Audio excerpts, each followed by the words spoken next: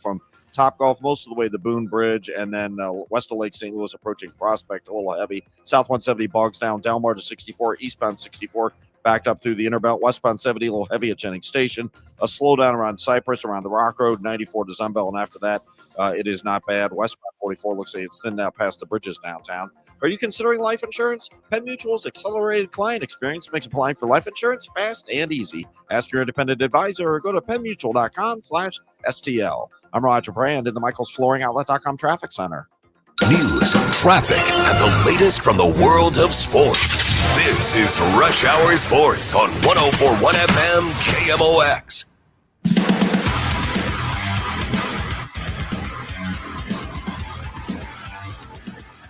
All right, welcome into Monday on KMOX Rush Hour Sports. Bernie Miklasz, Matt Pauley, Kevin Wheeler with you here. The three musketeers of sports. Here we are. I'm never going to call us that again. Okay. Some people might say Three Stooges, but I defer. That works. I think we can go with that one. Probably a more apt description. Fellas, hope you guys had a good weekend. It was great. A couple of games, wrong outcomes from my view, but a lot of great action this weekend across the board. With the playoff baseball, we saw a performance that nobody's ever seen before from Shohei Ohtani. We saw great college football, a tight Mizzou win. I thought it was a fun weekend. Yeah, I liked it. And I was happy to see Patrick Mahomes and the Chiefs have their offense intact. And we see what the difference it makes when Rashee Rice and Xavier Worthy are out there, opens up some space for Kelsey. The AFC is wide open, and I wouldn't bet against the Chiefs. No, the way Baltimore and Buffalo are struggling, and not to mention some other teams. They're depending on where you're looking, they are the favorite now to win the Super Bowl, which is crazy because 2 weeks ago, we're looking at the Bills, we're looking at the Ravens, we're even looking at the Lions and the Packers, and it felt like we were having is the window closing for the Chiefs conversation, and now they just get some dudes back on offense, and it looks like they're the best team in the NFL again. I think what it shows, and I'll be brief on this, and I'm stating the obvious, but if you have a great quarterback, you can have some areas slide. You can get old in some spots. You can have injuries in some spots, make a couple bad draft picks. It doesn't. If you have a great quarterback who's also a great leader, man, can he pick up the slack and compensate for a lot of weaknesses and problems. Yeah, that combined with just that idea combines with the fact that when you're what they are, an established veteran team with the quarterback that you're talking to and a Hall of Fame coach, the first month doesn't really matter. No. Right? Because assuming they're generally going to figure it out, and all that matters is if they're playing the way they want to when the playoffs start. And it means even with the added game, when they went to 17 games, it means that less and that much less. And at some point, they'll probably add one more game to the regular season. It seems like that's something that Roger Goodell absolutely wants to do. And every time you add more games to the regular season, the beginning of the season means that much less. Yeah, absolutely. We have a bunch to do. We're going to talk some baseball in a little bit, but I wanted to start with Mizzou. You described it really well earlier on DGS, Bernie. It was not the prettiest win. It wasn't the most impressive win, but it was a needed win. And look, winning on the road in the SEC is not easy. It just isn't. And I give them credit, even if it wasn't pretty. Well, listen, as a fan, I was watching the game and I was very frustrated. I really was. I'm going, this is terrible. That's terrible. This is a joke. They're going to blow it, blah, blah, blah, blah, blah, blah.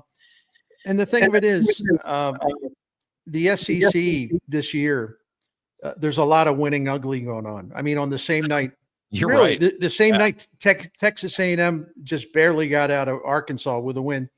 And I said this on the Dave Glover show, 16 of the 29 SEC games, SEC versus SEC so far this season, 16 of the 29 have been one-score games, and a couple more have been no more than 10 points, and the game was up for grabs in the fourth quarter.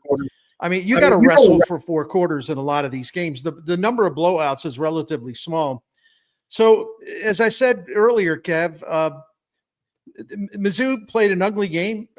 They had a lot of problems. Their offense was not really good. Their defense was good, but they had some coverage mistakes. They're down 17-10 in the fourth quarter. There's 10.5 minutes left.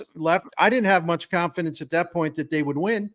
They outscored Auburn 13-0 the rest of the way and outgained them like 185-36. with the chips down, they did what they had to do, and they got out of there with a win. And frankly, that's all that matters. That's all that matters. We all agree they're going to have to play better, but let's not get off the point. They had to win that game Saturday. Had they lost it, I think they would have been doomed, because there would have been 2 losses, and then they still have Vanderbilt, Texas A&M, Oklahoma. There's no way that they have a shot to make the college football playoff if they lost that game Saturday night. So that's all I care about at this point. They got out of there. Yep. This weekend in the SEC is a good reminder of what home field advantage means. Arkansas almost beats Texas A&M, and Arkansas is terrible, and Texas A&M might win the national title. Georgia beats Ole Miss. Maybe they get those final points in large part because of being at home. I thought Tennessee might have a chance against Alabama. I'm an idiot. Alabama was at home, and Alabama just absolutely rolled Tennessee. Vanderbilt getting the win against LSU. Kentucky almost knocks off Texas. That game goes to overtime. The only games in the SEC where it didn't feel like home field really mattered for anything was South Carolina losing to Oklahoma and Florida just barely beating Mississippi State. And the Florida coach, Billy Napier, gets gassed after that game. So, I mean, it is a full slate in the SEC just pounding you in the face of home field matters so much. Yep. You mentioned the Texas game, and I don't want to pick on Arch Manning, and he's doing what he can. It's not really not his fault that he's massively overhyped and all that. But can we not the three of us, but can the media in this country, for college football media in this country, can ESPN, can everybody else, all the hype masters, can we get off this idea that Texas is good? Like, who have they beaten? They've beaten no one except they said, well, Oklahoma. Yeah, their quarterback was hurt. He couldn't play worth a damn. That's right. The only reason why they won the game. All the other ones are like also ran teams. But, just because they had that win over Oklahoma, it's like, oh, they're back. Oh, my gosh, Arch Manning's playing great. He's figured it out. Can we shut up about Texas? No, seriously. Yeah. The Longhorn logo shouldn't mean that they get the benefit of the doubt over and over and over again. And every time they do something positive, all these people at ESPN and elsewhere, they start panning and drooling. They can't contain their excitement. Can we stop this and actually focus on teams that have earned the respect and earn their spot in the rankings? Is that possible? No, it's not. You're not watching TV if you. That's right. Oh my God, I know. That's right. No way. It's hard because I've watched every one of the contenders a lot. I mean, I watch a lot of college football. I don't think anybody really stands out from the crowd. I do think Ohio State deserves to be where they are. They haven't had they haven't had any kind of blips. I think Texas A&M, Indiana, they've all earned it. I'm not saying that they're not. I just don't see even those 3 unbeatens at the top looking that much better than the other teams. I think and by the way, I think this is a good thing. Yeah. I think parity is good for college football. I think it's great that if we go into a playoff, we don't know who's going to be in the championship game. That's right. I think, I'm like you. I watch, all I do is Saturday and then even sometimes Sunday morning, watch college football. I'd have to say the team that I think is the best right now, and it's only right now, Alabama looks the best right now. Other than Ohio State. That's what I meant to say, Ohio. I think Ohio State stands alone right now. But as far as the eye test and everything else, I really think Alabama looks great. That doesn't mean it'll stay that way, but they seem to have figured everything out, and the quarterback's great. Yeah. Those fans wanted Kalen DeBoer out of there about a month and a half ago. Oh, yeah. And now, heck yeah. Be patient in these big spots. I know it's hard. But it's never been a weirder time to be a college football coach. Well, more coaches. So this Napier gets fired. The guy at Colorado State used to be the coach in Nevada. His name is going away from me right now. He just got fired this past weekend. It's just crazy. What's every week more coaches are getting fired, and maybe stop giving guys $50 million buyouts too. Yeah, you want to give that to Nick Saban. Go ahead, because he's a known commodity. These schools are insane with the money they're paying people to go away, and they want to complain like the players getting money is the problem. Right. Hey, they're getting paid not to work. I was watching Bud Elliott talk, CBS Sports.com. He's really, really good about college football. He's really smart. he said, he did with him, and he's well connected to Florida State because he's an alum, among other things, and he's got people on the ground. He says it's 100% that Mike Novell's going to get fired. And in fact, he thought it might have even been today, but it's not. He's going to get fired. Hugh Freeze. The interesting thing on Hugh Freeze in Auburn is that he's been battling cancer and things like that. So this might be kind of a mutual parting of the ways where he says he's stepped down because he's got to take care of his health problems. That way he's not fired. That'll keep him in the hunt for a job maybe a year from now or something. So there's going to be more guys going. And part of it is that all of these universities are delusional. Yes. They're all delusional. Yes. They're like, these people are like, we think Cardinal fans are like, impulsive, and they want to sign everybody and fire everybody and sign everybody and fire everybody. And Cardinals fans are no better than, no worse than anybody else. But my point, I got a break. Sorry, is that these university presidents, these boosters, they just think, we're one move away, and we're going to the national championship, and they're crazy people. They're basically insane people. Yes. Real quick, Hugh Freeze today was asked if he would like to get a public vote of support from his athletic director, and he says it would be huge. It's not a good sign when you are asking for the vote of support from your AD. Good, well said, you guys, and well said, Bernie. It's insane. There's just no other way to describe it. All right, it's Monday, Rush Hour Sports. Bernie Miklasz, Matt Pauley, Kevin Wheeler with you here. We're going to do a little baseball when we come back here on KMOX. I met my wife in law school at the University of Florida. She was from upstate New York, and I was from Kentucky. We met at a daily mass at St. Augustine's. She was the most beautiful girl I'd ever seen in my life. After communion, I followed her out of the church and got her phone number. The rest is history. I'm John Morgan of Morgan & Morgan. Little did we know that one day we would have 4 children and the largest injury firm in the world. All 4 work in the business. It's a family business. Did I ever see this coming? Hell no. We just worked very hard and treated our clients like we would want to be treated, like family. It's a full-service injury firm, auto accidents, medical malpractice, workers' compensation, Social Security, and insurance disputes. We're open 24/7, 365 days a year. Visit forthepeople.com and we can get to work on your case. No recovery, no fee. Morgan & Morgan, for the people.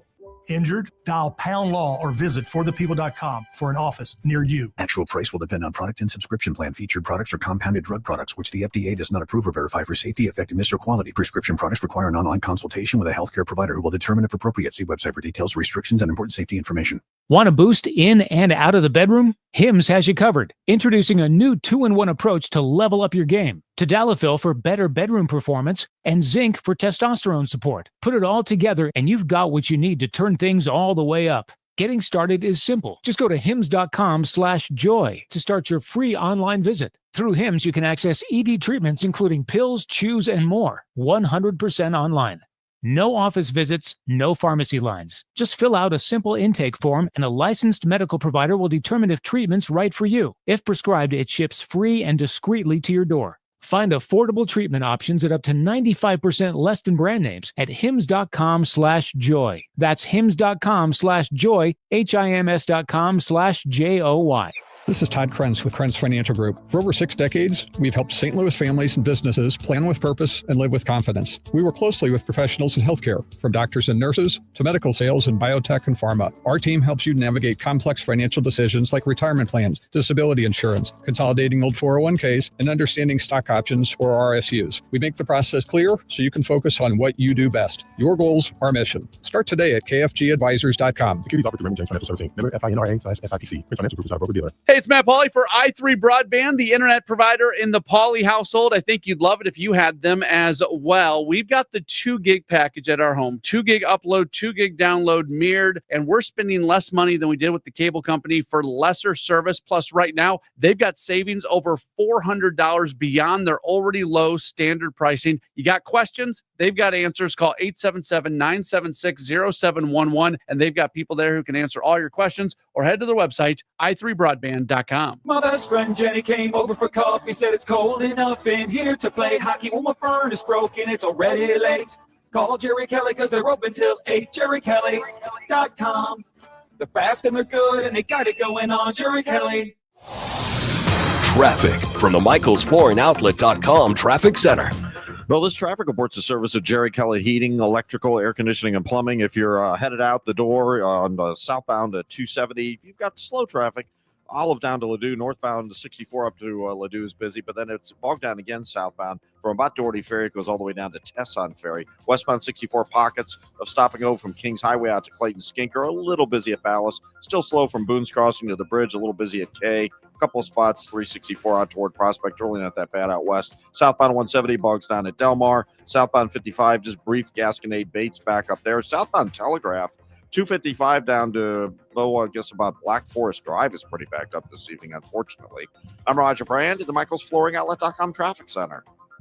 This is Rush Hour Sports on 104.1 FM KMOX.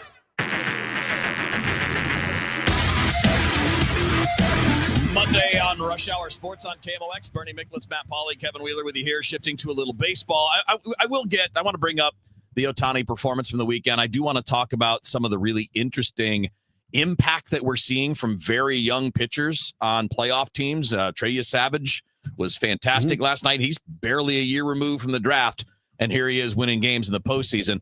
So we're going to get to that. I think pitching is going to be a fun conversation today. And Bern, you mentioned to us that you want to tease with a piece that you put together today on Cardinals pitching that can kind of tie into all this stuff. Yeah, it's funny because I'm typing. It's finally available to go online, so I'm doing that as we speak. So I can multitask. I think the best way to put this is I kind of shot down the premise that, oh man, you can never find starting pitching. Actually, you can always find starting pitching, and history tells us that Chaim Bloom knows how to find it. But to get it to, that's just part one. And I give examples of like a big long list of pitchers, starting pitchers in this postseason, and how some were drafted, 4th round, 7th round, Skubal, what was he? 14th round, 13th round. Yep. I mean, all kinds of guys drafted in the later rounds, all kinds of guys who were acquired by trades. And the teams that got them really didn't give up hardly much. They really didn't. I looked at all these trades. But the other thing, and I think the primary thing I want to say is that, first of all, for a team entering a rebuild and definitely needs starting pitching and definitely needs to develop starting pitching, Chaim Bloom's the ideal guy for the job. And I base that on his history. I base that on facts. The other thing is, and let me just go through this really quick. I apologize. Thank you for letting me do it.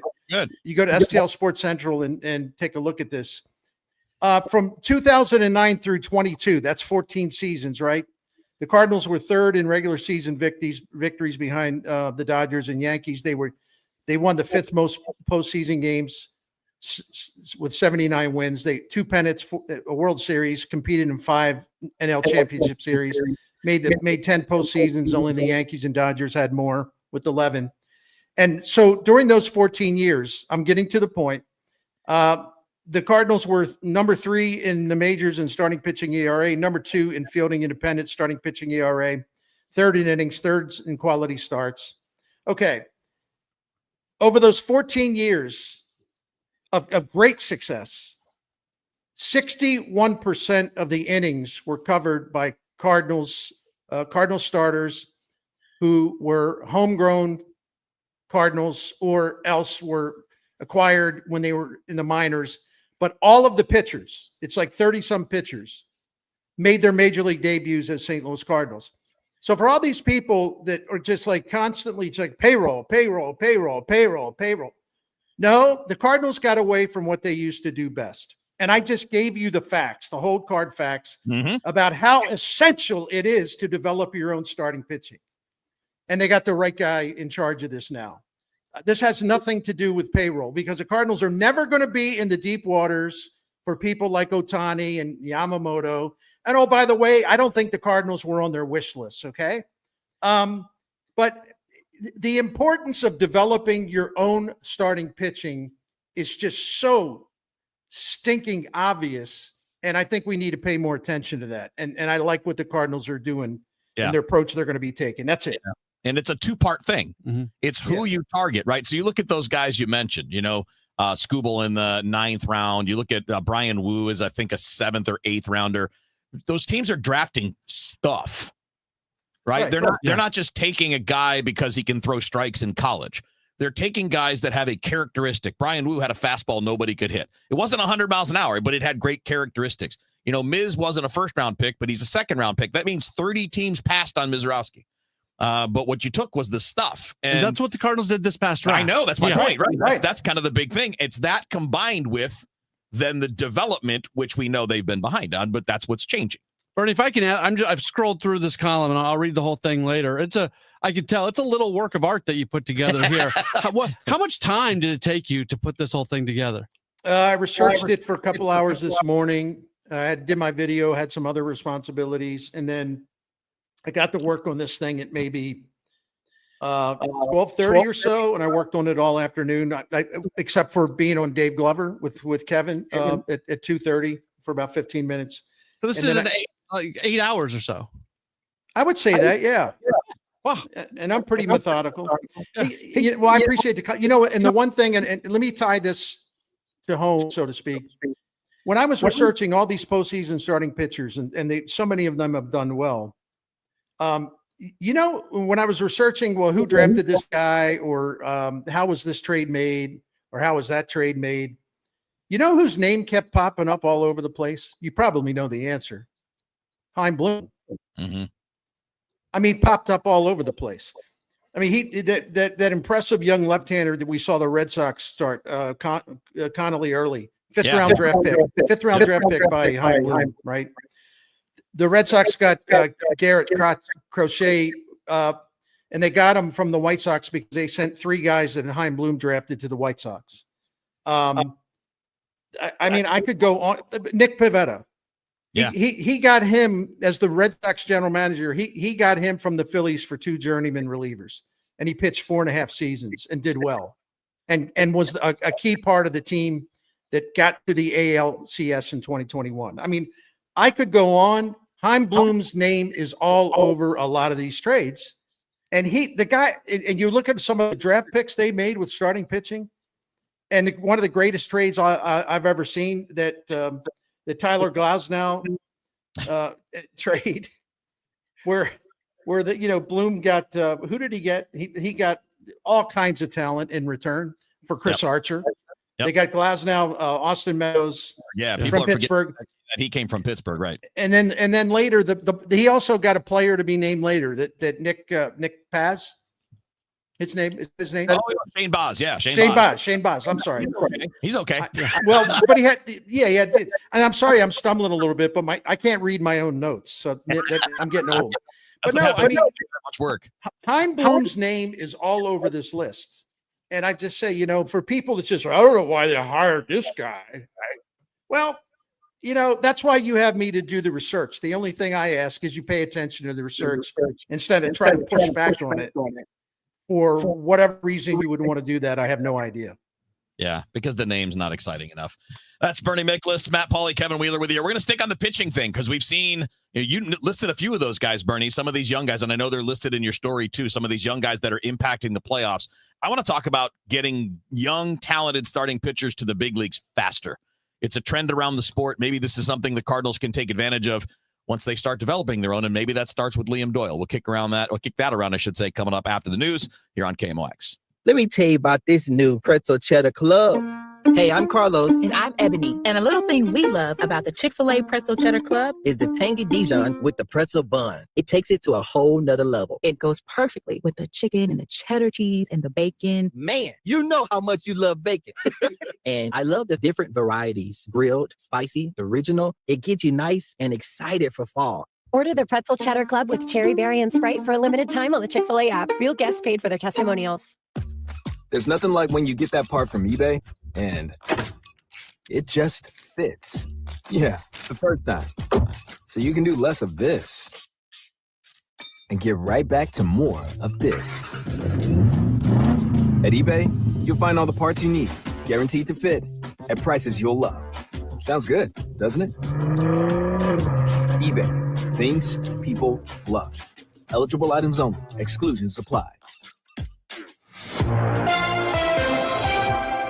At 5:30, The news is sponsored by Michael's Flooring Outlet, the flooring experts, michaelsflooringoutlet.com. We've got some sunshine still. It's 67 degrees downtown at the Arch. The man who threw fireworks into downtown St. Louis crowds on the 4th of July has finally been arrested. I'm gonna bomb this. He's not gonna get it. Hey, who? Oh my God. We going viral. The man, self-identified as the St. Louis bomber, filmed himself throwing fireworks into the wheelhouse and at groups of people on the street, posting the video to his Instagram. Now police have arrested 25-year-old Adrian Scott, accusing him of being the man in the video. Police say the arrest was a joint operation with bomb and arson, U.S. Marshals, and the Department of Homeland Security all involved. Scott is facing charges of promoting civil disorder and armed criminal action.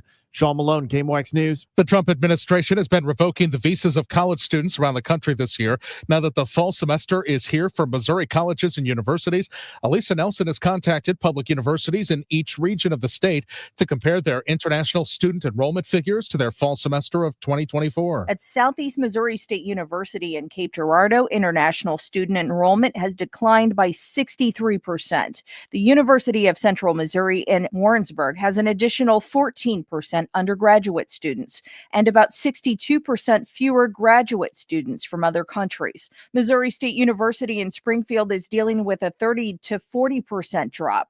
For the University of Missouri system, it has 530 fewer international students among its 4 campuses. In Maryville, Northwest Missouri State University's international student population has fallen by 432. As for Truman State University in Northeast Missouri's Kirksville, its figures remain virtually unchanged.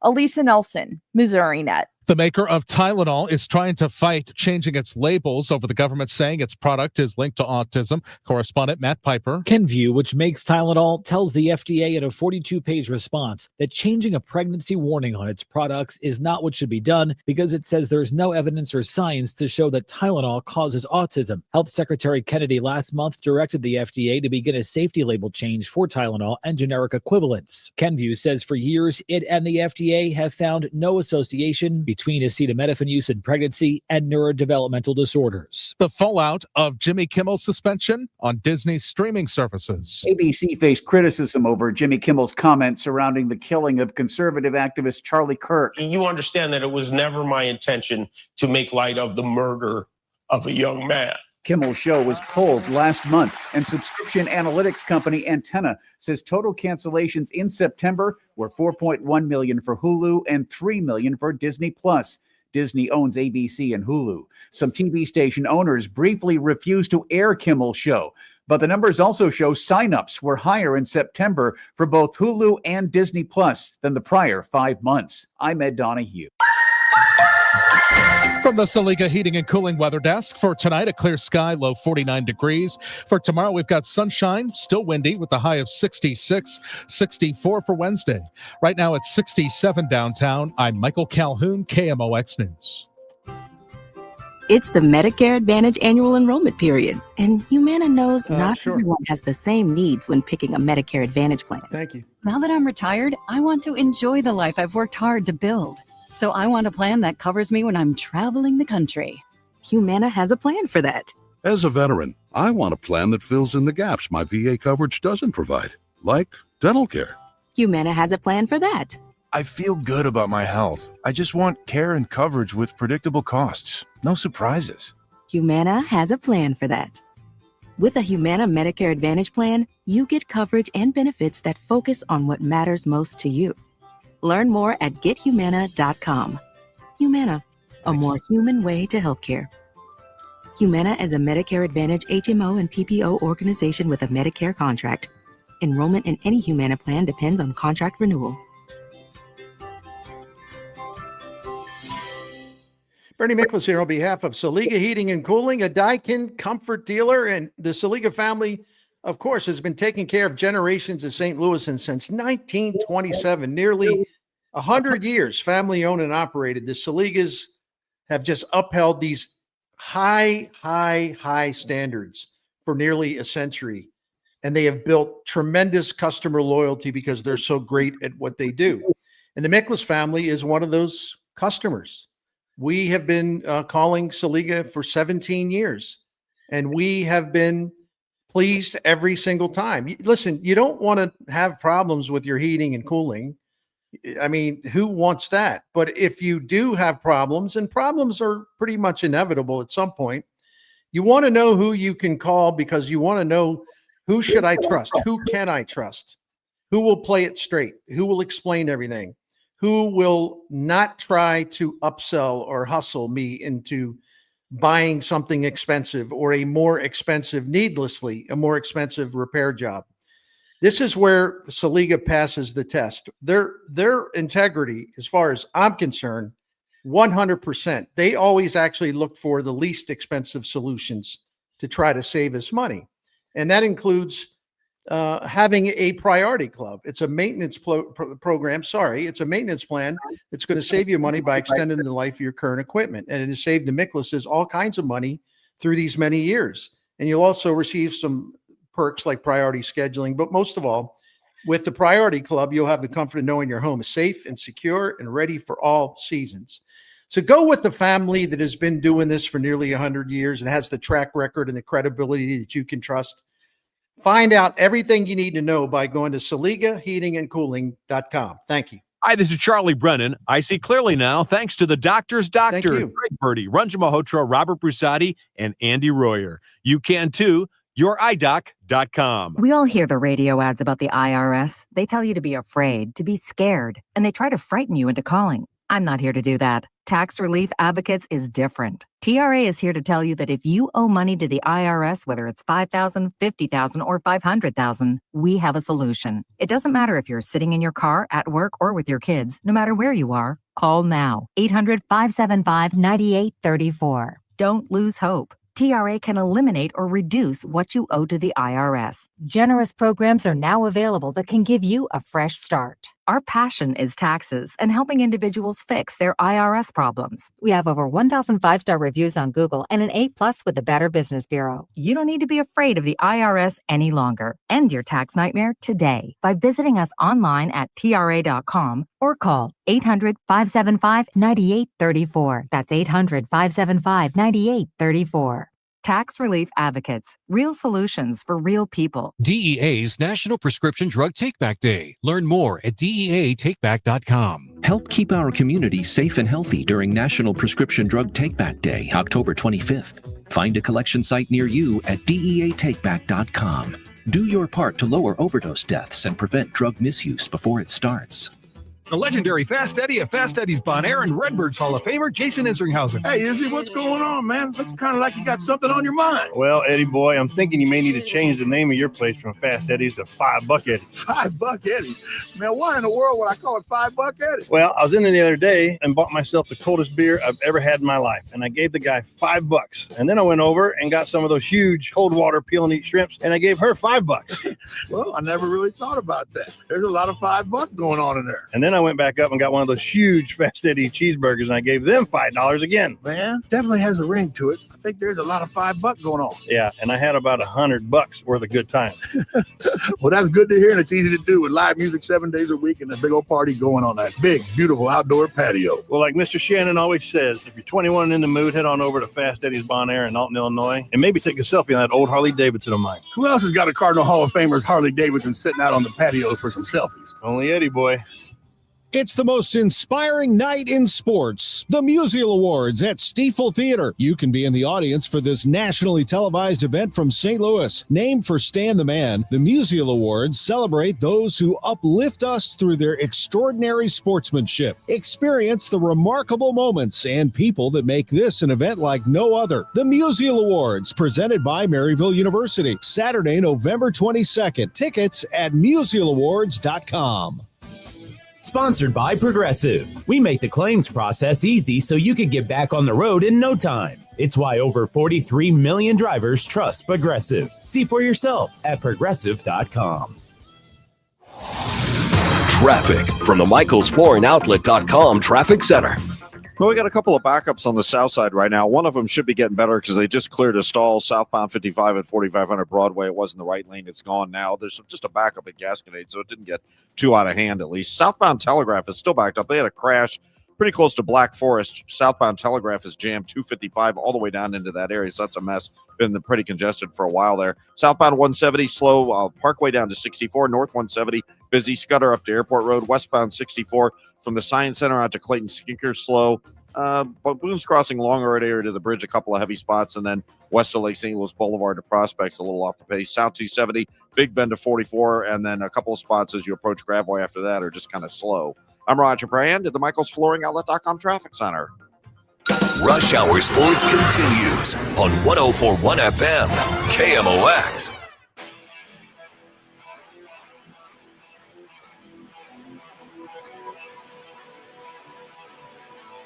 Rush Hour Sports on KMOX on a Monday. That means Bernie Miklasz, Matt Pauley, Kevin Wheeler with you here, all hanging out. At this point, talking some baseball. And Bernie, that was really great stuff on the pitching side of things. And I want to continue with the pitching theme because in addition to seeing, the stars come out and perform, Blake Snell and Yamamoto and Ohtani and all these guys that we've seen, Kevin Gausman's. We've seen younger and younger guys being leaned on in the postseason by teams, right? Mizorowski's a young guy. Trey Savage last night pitching with the season on the line. The guy he just got drafted out of Wake Forest a year ago, and he's pitching these things. I think this is a trend around the sport. Teams are taking minor leaguers with stuff, and they're zooming them through rather than having them waste bullets. And I hope that this is a trend that the Cards jump on. You got to have the guys. I mean, you don't need to zoom through with somebody that stinks. But for Liam Doyle with good health, I hope this is the path, which is as soon as you're ready with the level and you're done with it, move and let's get him up here as soon as we can. And I think they're starting to build a good minor league base of promising starting pitching led by Doyle. Quinn Matthews will bounce back. And I have no doubt that Tekoa Roby's going to be good in the major leagues. I really don't. But again, he's had to have Tommy John. But that might be a blessing because he had frequent injuries trying to dodge Tommy John. Now he's getting his elbow fixed. Right. I was looking at Fangraphs, which I respect a lot. And if you look at what they have the 41 top prospects. They have the Cardinal with 41 top prospects, right? They don't go with 30. They went for 41. Don't ask me why. 27 were pitchers and 15 were starting pitchers. And you see a similar ratio at places like MLB Pipeline and Baseball America. I'm not saying all these guys are going to turn into superstars. Right. But they have more depth in terms of young starting pitching than they've had in a very long time. And I think that's really important because the more of those guys you have, the more chances you have that more of them will actually make it and do something for you. Let me be a little jaded, cynical here for a second, if you guys will allow me to do it. No, Matt, you can't. You also, with these hard throwers, there's a very good chance that they're going to get Tommy John at some point, and they're going to be out for a year and a half, 2 years. Get what you That's can why you get out them up, of them. yeah. You don't know when it's going to be done. So if you futz around for a while with them in the minor leagues and try to refine this and try to refine that, and you start playing service time games, the next thing you know, they're going to get up to the big leagues, their elbow is going to fall off, and they're never going to be the same. You've got these guys, use them because it is a finite amount of time sometimes that you can. No, that's a great point. I have a feeling though, and by the way, this doesn't have anything to do with your opinion, but I have a feeling based on some talks that, Chaim Bloom, I think, likes to make sure they're ready, whatever his definition of ready is, right, before they come to the majors. But does that mean he's going to be overly conservative? To my friend Matt Pauley's point, will Cerfolio and Matt Pierpont and Bloom will they be just a tad, maybe more than a tad, too conservative in terms of timeline to get him to the major leagues? I don't know. We'll wait and see, I guess. Yeah, I mean, it's okay. It's okay to be a little extra, right? I mean, I don't want anybody up before they're ready. So I want to use that as a caveat, right? You're healthy and you've shown what you need to show at each level to move up, right? Because every level you move up, there's a little bit more refinement. So Bernie, Matt, and I were talking during the break about Quinn Matthews and how we both agree, like you seem to, that hey, if this guy just has a healthy year, he's probably a big leaguer. He's 25. He's moved up quickly. He gets swings and misses. Maybe a concern is that he gets swings and misses in the minors that he won't get in the majors because guys in the minors chase and major leaguers chase less. But that's okay. We're not going to know that till they get there. But you can only do at that level what you can do at that level. I mean, you can only, it's kind of like the argument the Cardinals make for not wanting to send Walker down. We won't be able to see the adjustments because it's the minor leagues. Well, I disagree with that. But you're not going to know for sure until you're facing big league hitters what will work precisely and what will not. No, exactly. And the thing about Matthews, he had a rough, there was so much hype about him. He had a rough 2025 because he had the shoulder strain and then he had lost his command. Yeah. But what I like about it, man, is the guy was tough enough to make 24 starts and definitely worked on a lot of things that will benefit him going forward. So he's got a feel for pitching, and I think he's got mental toughness. And I can't help but believe Matt Pierpont is going to find something that'll help him maybe unlock another door or two, Yeah. So that's the key too. The people that Chaim Bloom have brought in, look at that Seattle staff, look at those starters. Matt Pierpont had a lot to do with that. Yeah. So they got the right guy in here as their pitching director. Yeah. And a guy like him, Matt, he doesn't have to throw 98 to get people out. I mean, he's gained velocity, so he throws hard enough, but his changeup's his best pitch. So if you've got an out pitch and some decent velo, if you can throw strikes, you get big leaguers out. Yeah, I'm not upset that he didn't get to the big leagues this year because of the injury, but I think we saw enough from him at AAA that's like, okay, what is this going to look like now against big league hitters? And we'll see it a little bit in spring next year. But unless he just is sitting with an 8, Grapefruit League ERA next year, I don't know how you don't make him part of the rotation at the beginning of the year. Yeah. I mean, he is 25. So, I mean, it's not like he's not late, right? Some guys don't arrive till then, but it's because he was a college guy when he was drafted, and he was already, 22, 23 by the time he was drafted, and he had his breakout year at 23. So, and he just turned 25 this month, by the way. So it's not like he pitched at 25 this year. But it's just one of those deals where this team has the ability, now that they've added some arms and you're starting to get some more quality velo, to go ahead and get guys there. To not have to say we have to build up to X number of innings. Well, these other teams aren't waiting for that. No, because they'll space it out. They'll use a 6th starter. They'll use some openers here and there. They'll do creative things so that they can have their most talented guys getting people out in the big leagues. Sorry, Bernie, but if the Cardinals would have traded Eric Fetty last offseason and on opening day might have had Michael McGreevy, they might have been the Cincinnati Reds this year. They might have been that team that snuck into that final wild card spot when the Mets, the bed. Like that. that's the difference, and that's why getting these young guys in there, you just never know what it's going to be. And one of the notes I had in the piece that I wrote that's at STL Sports Central right now, and of course it could change going forward a little bit. But right now, the starting pitching ERA this postseason is 3.65, which would be the lowest in a postseason since 2019. Wow! It would be the 6th lowest since 2000. And if you look at the list of names that have made starts, there's a lot of young pitchers on that list. Yep. A lot of young pitchers. Tons. Really, really impressive. So I think that backs up what we're all saying, especially you, Kevin. It backs it up. These guys are more than ready. Hey, it doesn't mean they're not going to get beat up. Right. Yasavage got beat up in his second postseason start, but look at the way he came back last night. Yep. These guys are just ready to go now. They're on an advanced cycle down in college baseball, So they're not babied in college baseball. They're ready to pitch in the majors pretty soon. The way Michael Wacha was. That's a great point. Great point. A lot of those teams have pitching labs that rival major leaguers, those college teams. Right, so right. These guys are coming in more ready than ever before. That's Bernie Miklasz, Matt Pauley, Kevin Wheeler. We're going to talk about maybe the greatest single game performance in baseball history over the weekend. What do you mean, maybe? I'm trying to tease. Wait on Shohei Ohtani's weekend coming up next on KMOX.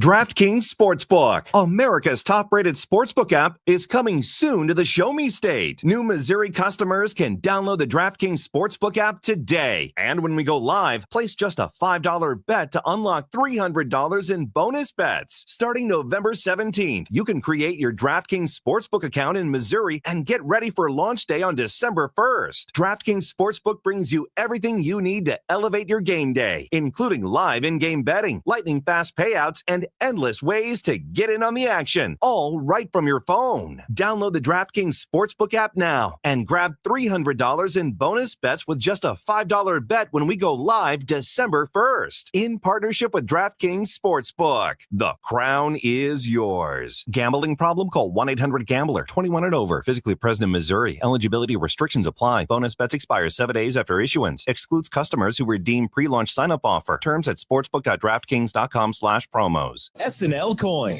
We buy gold and silver coins, silver and gold jewelry. Also buying gold-filled and silver plates. Before you sell, call SNL. 314-544-3600. 314-544-3600. SNL Coin.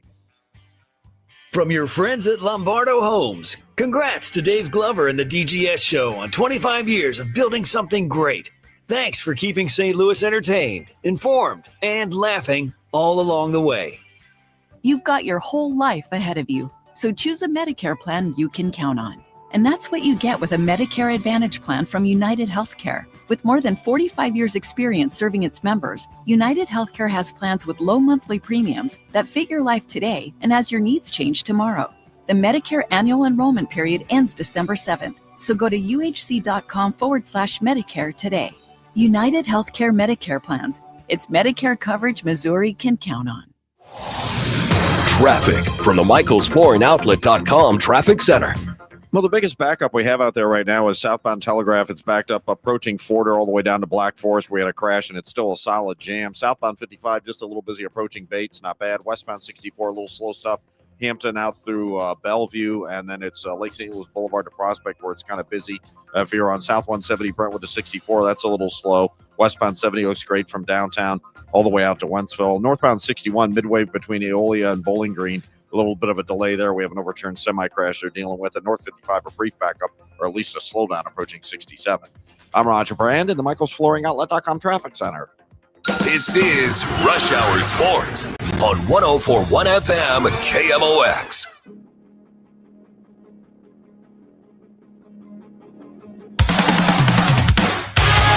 All right, just a few minutes left in Rush Hour Sports. Bernie Miklasz, Matt Pauley, Kevin Wheeler with you here. So for anybody that missed the numbers, we were referring to Shohei Ohtani's performance this past weekend, where he strikes out 10 as a pitcher, hits 3 home runs. We've literally never seen anything like this before, and I just wanted to say how happy I am that I'm living in the time where Shohei Ohtani is in his prime, and I get to watch it.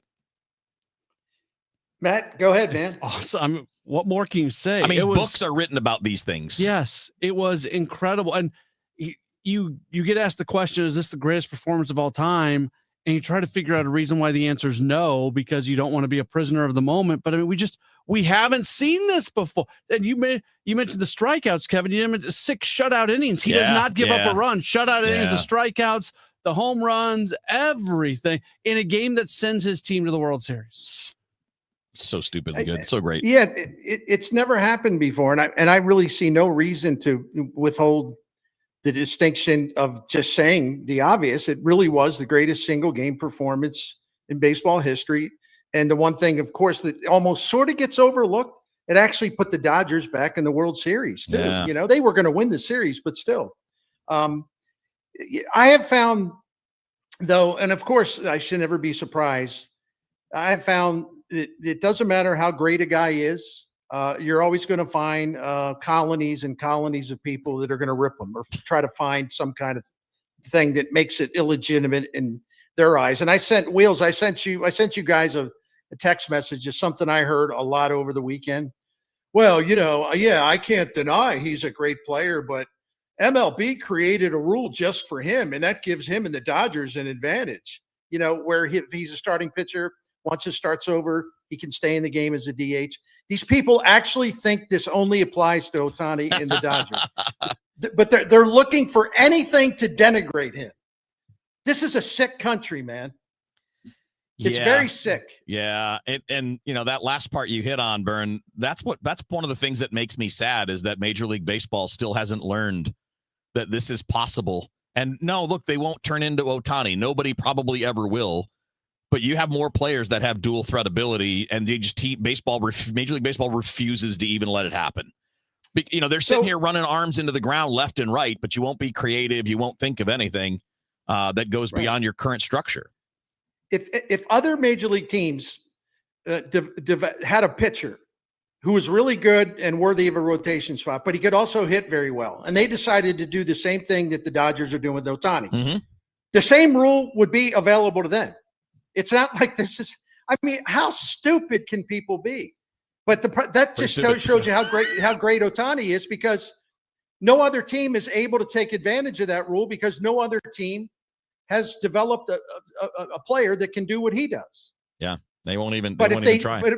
But if they did, they would be able to use the Ohtani rule. It's not really the Ohtani rule. No. It's just a rule that should be put in place if you have two-way players. Yes, and it's a rule that exists in college and high school and every other level of baseball already as well. Right.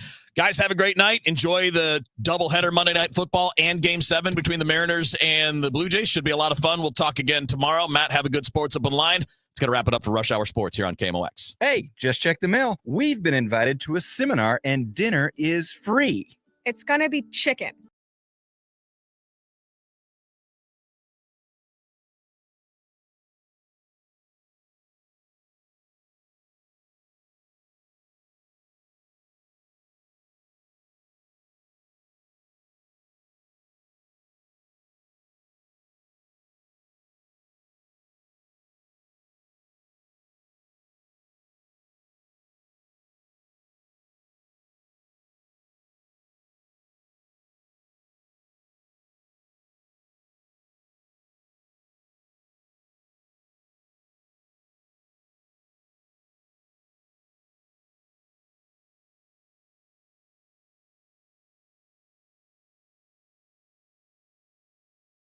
Or legal advice. Individuals should consult with a qualified professional for guidance before making any purchasing decisions. House stealing. It's a nightmare that's real. It's the FBI's term for thieves stealing your home's title and draining your equity. Just one fake document filed with a recorder, and scammers can own your home on paper, drain your equity, and do it all without you even knowing. Imagine waking up to a foreclosure or eviction notice. Listen to former title thief Matt Cox. What people don't realize is the ease in which this crime can happen. I can take the deed to your house and I can transfer that deed into my name. It's a great crime, and it's happening all the time. So how can you stop the nightmare and protect yourself? Find out if you're already a victim now at HomeTitleLock.com. Use promo code RADIO and get a 30-day free trial of their $1 million triple lock protection, a title scan, and access to a title specialist, a $250 value. Don't wait. Go to HomeTitleLock.com now, promo code RADIO. Thank you, Missouri, for making Genesis of St. Charles your #1 and most trusted Genesis dealer for 2025. Thrilling offers for an unforgettable season are now here at Genesis of St. Charles. For a limited time only, get 0% APR for up to 60 months on all new Genesis models. You don't want to miss this one. These offers absolutely end October 31st. Visit genesisofstcharles.com today. Based on GMA sales records for 2024 on approved credit for Genesis Finance. See dealer for details. KMOX proudly supports the Musial Awards, returning to Stifel Theater Saturday, November 22nd. You can be in the audience for this nationally televised event, hosted right here in St. Louis. Named for Stan the Man, the show celebrates the year's greatest moments of sportsmanship and those who embody class and character. Experience the extraordinary moments and people that make the Musial Awards an event like no other. For more information, KMOX.com/events. Traffic from the MichaelsFlooringOutlet.com Traffic Center. Well, it looks like they finally cleared the crash on southbound Telegraph near Black Forest. Traffic is better. I'd still call it backed up, though, approaching Ford or south of 255 down to about Yeager, and then it's still slow through Baumgartner. Then it finally looks like it's back on track. Southbound 55, barely a slowdown past Bates. Now that looks good. Northbound 55, just a little busy into 67, and still seeing delays on westbound 64, west of Lake St. Louis Boulevard out to Prospect. I'm Roger Brand at the MichaelsFlooringOutlet.com Traffic Center. Mid-America's most trusted voice for news. KMOX AM St. Louis. KMOX FM Hazelwood. Always live on the free Odyssey app. Airport shooting thwarted. We have charged Mr. Cagle with a count of terroristic threats. Major Amazon Web Services outage. We just created this cascading failure. President Trump can deploy soldiers to Portland, Oregon. They really need to defer to the president's decisions.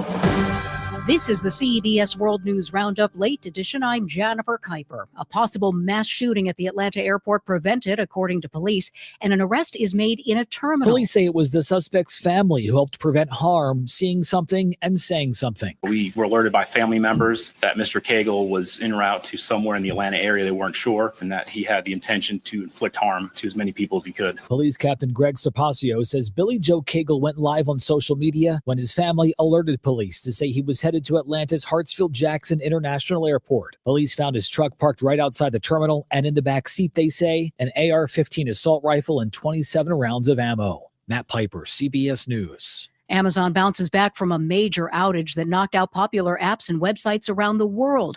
The ripple effects of the outage still being felt from banks to airlines. Amazon says its domain name system caused the problem. An initial fix did not immediately solve all of the issues. The outage included smart home apps like Ring and Alexa. Many of them weren't being smart anymore. They lost their intelligence because they lost their connection to the internet. There's no indication the outage was the result of a cyber attack. That's our Wendy Gillette with Tech Radar's Lance Ulanoff. A Biden spokeswoman confirms to CBS News that the former president today completed a round of radiation therapy to treat an aggressive form of prostate cancer. An appeals court says President Trump can deploy the National Guard to Portland, Oregon. CBS News legal analyst Jessica Levinson. We have a pattern now of a number of circuit court judges saying, when we look at this question, does the president have the power to federalize the National Guard over the wishes of a state governor? The answer, generally speaking, is we defer to the president's decisions and judgment in this area. The top U.S. official who helped negotiate the Gaza peace plan, senior envoy Steve Witkoff, and President Trump's son-in-law, Jared Kushner, are back in Israel to help ensure it does not unravel. Vice President J.D. Vance is also on his way. It comes after Israel launched retaliatory strikes in Gaza after saying that Hamas killed 2 IDF soldiers. President Trump insists the ceasefire still stands. We're going to give it a little chance, and hopefully there will be a little less violence. The IDF says the remains of another dead hostage have been returned to Israel. On day 20 of the government shutdown, the GOP continuing resolution fails in a 50-43 vote. Stocks jumped on Wall Street. Now this. Sponsored by Progressive Insurance. Take the next step forward in your career with great benefits and an award-winning workplace. Apply at careers.progressive.com.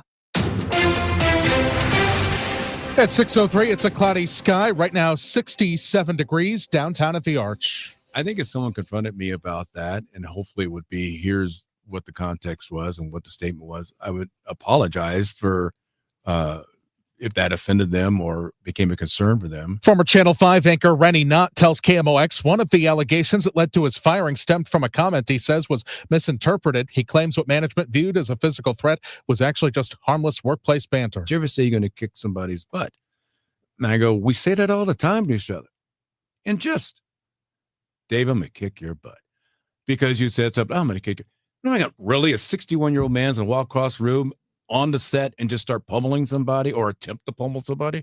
Now, let's be realistic. Knott tells the Dave Glover Show on KMOX he was also questioned by his bosses about comments regarding guns, which he believed were part of a general conversation about crime in St. Louis. Knott says he doesn't own a gun and that the allegations do not reflect his character. There's a new person in charge of St. Louis public schools. Our promise is clear: to keep students at the center of every decision we make. New interim superintendent Dr. Myra Berry, who takes over following Dr. Millicent Borschetti's removal Friday.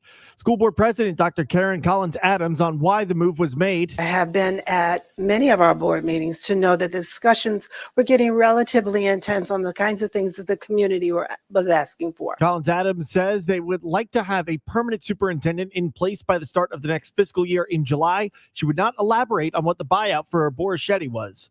Sean Malone, KMOX News. What's next for the planned battery plant in North St. Louis? The Trump administration is reversing course on a $197 million federal grant for it. St. Louis County State Senator Doug Beck says the $500 million project was going to create more than 150 jobs to make battery materials. I think it's a shame that This is legislation that was passed, and then somehow this is unprecedented that another administration comes in, takes funds away and things like that when it was specifically passed by Congress. The U.S. Department of Energy Secretary says the cuts are focused on clean energy, which the president does not support. International student enrollment has declined this fall at several Missouri colleges and universities. The administration cites protests over Israel's war in Gaza and those facing criminal charges for revoking student visas this year. Don Medley with Missouri State University in Springfield says its international student population has fallen 30 to 40% compared with 2024. International students come to the U.S. and they bring a large amount of economic, investment into education. And so as any institution who sees a decline in enrollment, it does affect our bottom line. Missouri Net reports at the University of Central Missouri in Warrensburg, it has 14% more undergraduate international students and about 62% graduate international students fewer than the fall of 2024. The scores are in for the Bands of America Super Regional held over the weekend at the Dome at America Center. High school marching bands from 11 states competed. Blue Springs, Missouri placed third, Bentonville High School, Arkansas second, and in first, Broken Arrow High School from Oklahoma. Let's get you to Roger Brand right now and find out how the roads are out there. Roger? Well, they're pretty well back to normal, Michael, which is great to see. Obviously, this traffic reports service of the Penn Mutual Life Insurance Company. Telegraph's finally all thinned out from earlier problems where he had a crash at Black Forest. It was jammed most of the way back to 255 for a good chunk of the evening. The only delays on the highways right now, westbound 64, a little slow, Clayton, Skinker, McCausland, and right through Prospect. And then northbound 61 at Cyrene. That's about midway up from Aeolia to Bowling Green. A little bit of a delay running through there. Just a slowdown, though. And that's due to, I believe it was an earlier overturned tractor-trailer crash they're still working with. Chances are you have a lot of people who depend on you, your family, maybe even employees. Life insurance from Penn Mutual can provide you peace of mind and protect the most important people in your life. Ask your independent advisor or go to pennmutual.com/STL. I'm Roger Brand in the michaelsflooringoutlet.com Traffic Center. No question, the fall feel is in control along with a gusty north to northwest wind. Clear and chilly overnight tonight. Evening temperatures quickly drop into and through the 60s. How about 49 for the overnight low? On Tuesday, sunny. Breezy to windy again, especially during the afternoon. 66 for the high, so it will be a little cooler than today.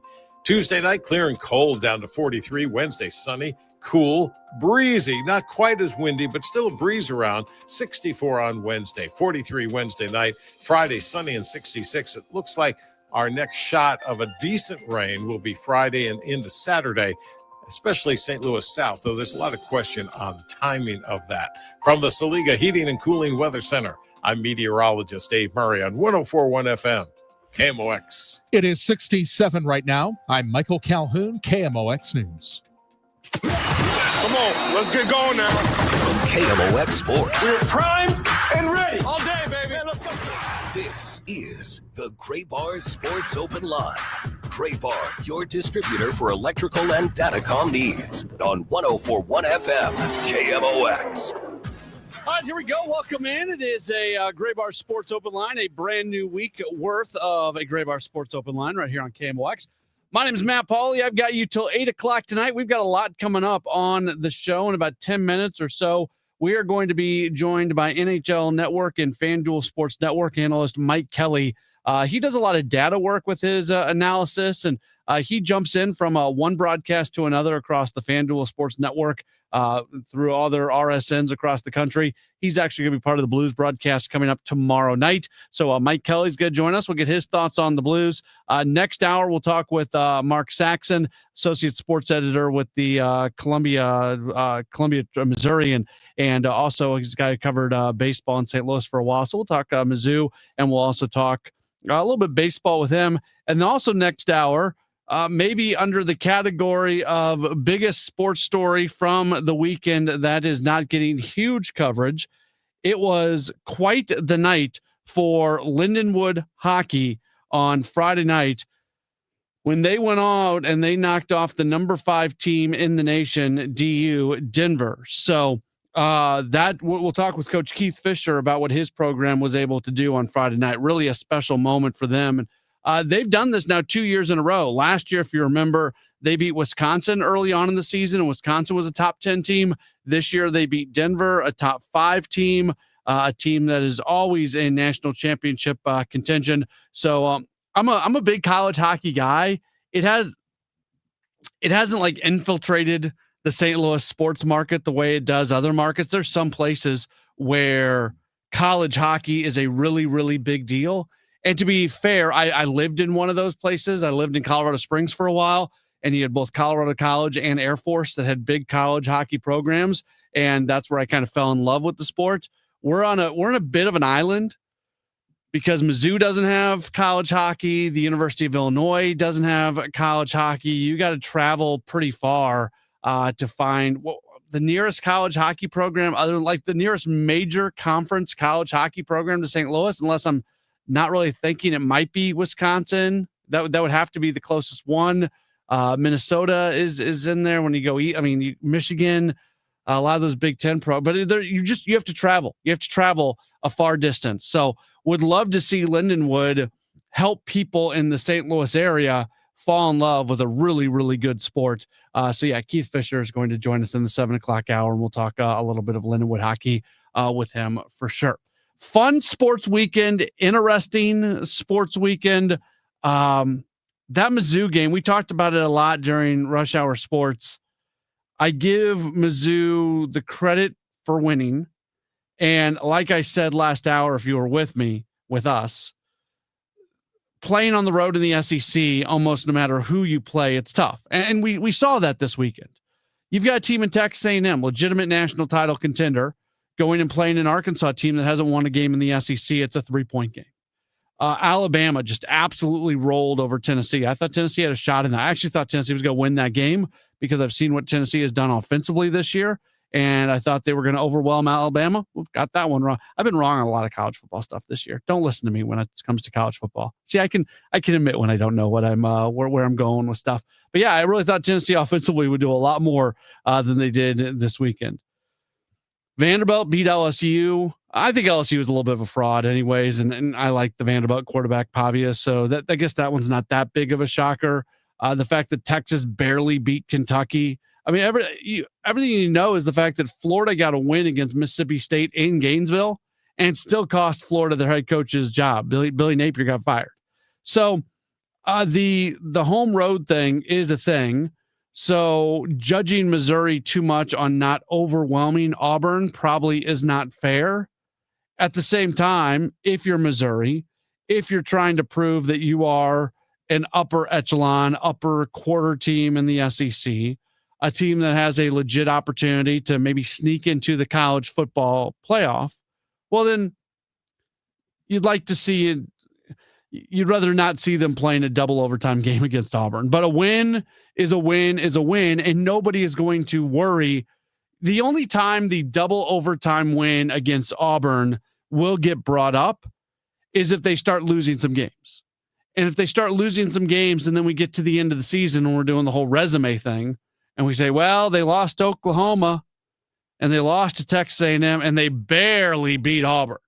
That's the only time. They had to go to double overtime to beat Auburn. That's the only time that this could come back to bite them a little bit, is if it's going to be used as a way to increase the negativity on their resume. If they go win a bunch of these games that are left in the season, they've got 3 really big games left in the year. They've got a game at home against Texas A&M, the number 3 team in the nation. They've got a game on the road against Vanderbilt, who's now number 10. And they have the game at Oklahoma, who's now number 13. By the way, I'm still not buying Oklahoma. I'm not. Now, part of why they didn't look good against Texas was their quarterback. They brought John Mateer back in that game, and they brought him back a week early. He should have never played. The kid that they had playing while he was injured was doing a perfectly fine job. That's just a bad decision that was made there in Norman to bring him back. But I'm still not a big believer in Oklahoma. They look good this weekend.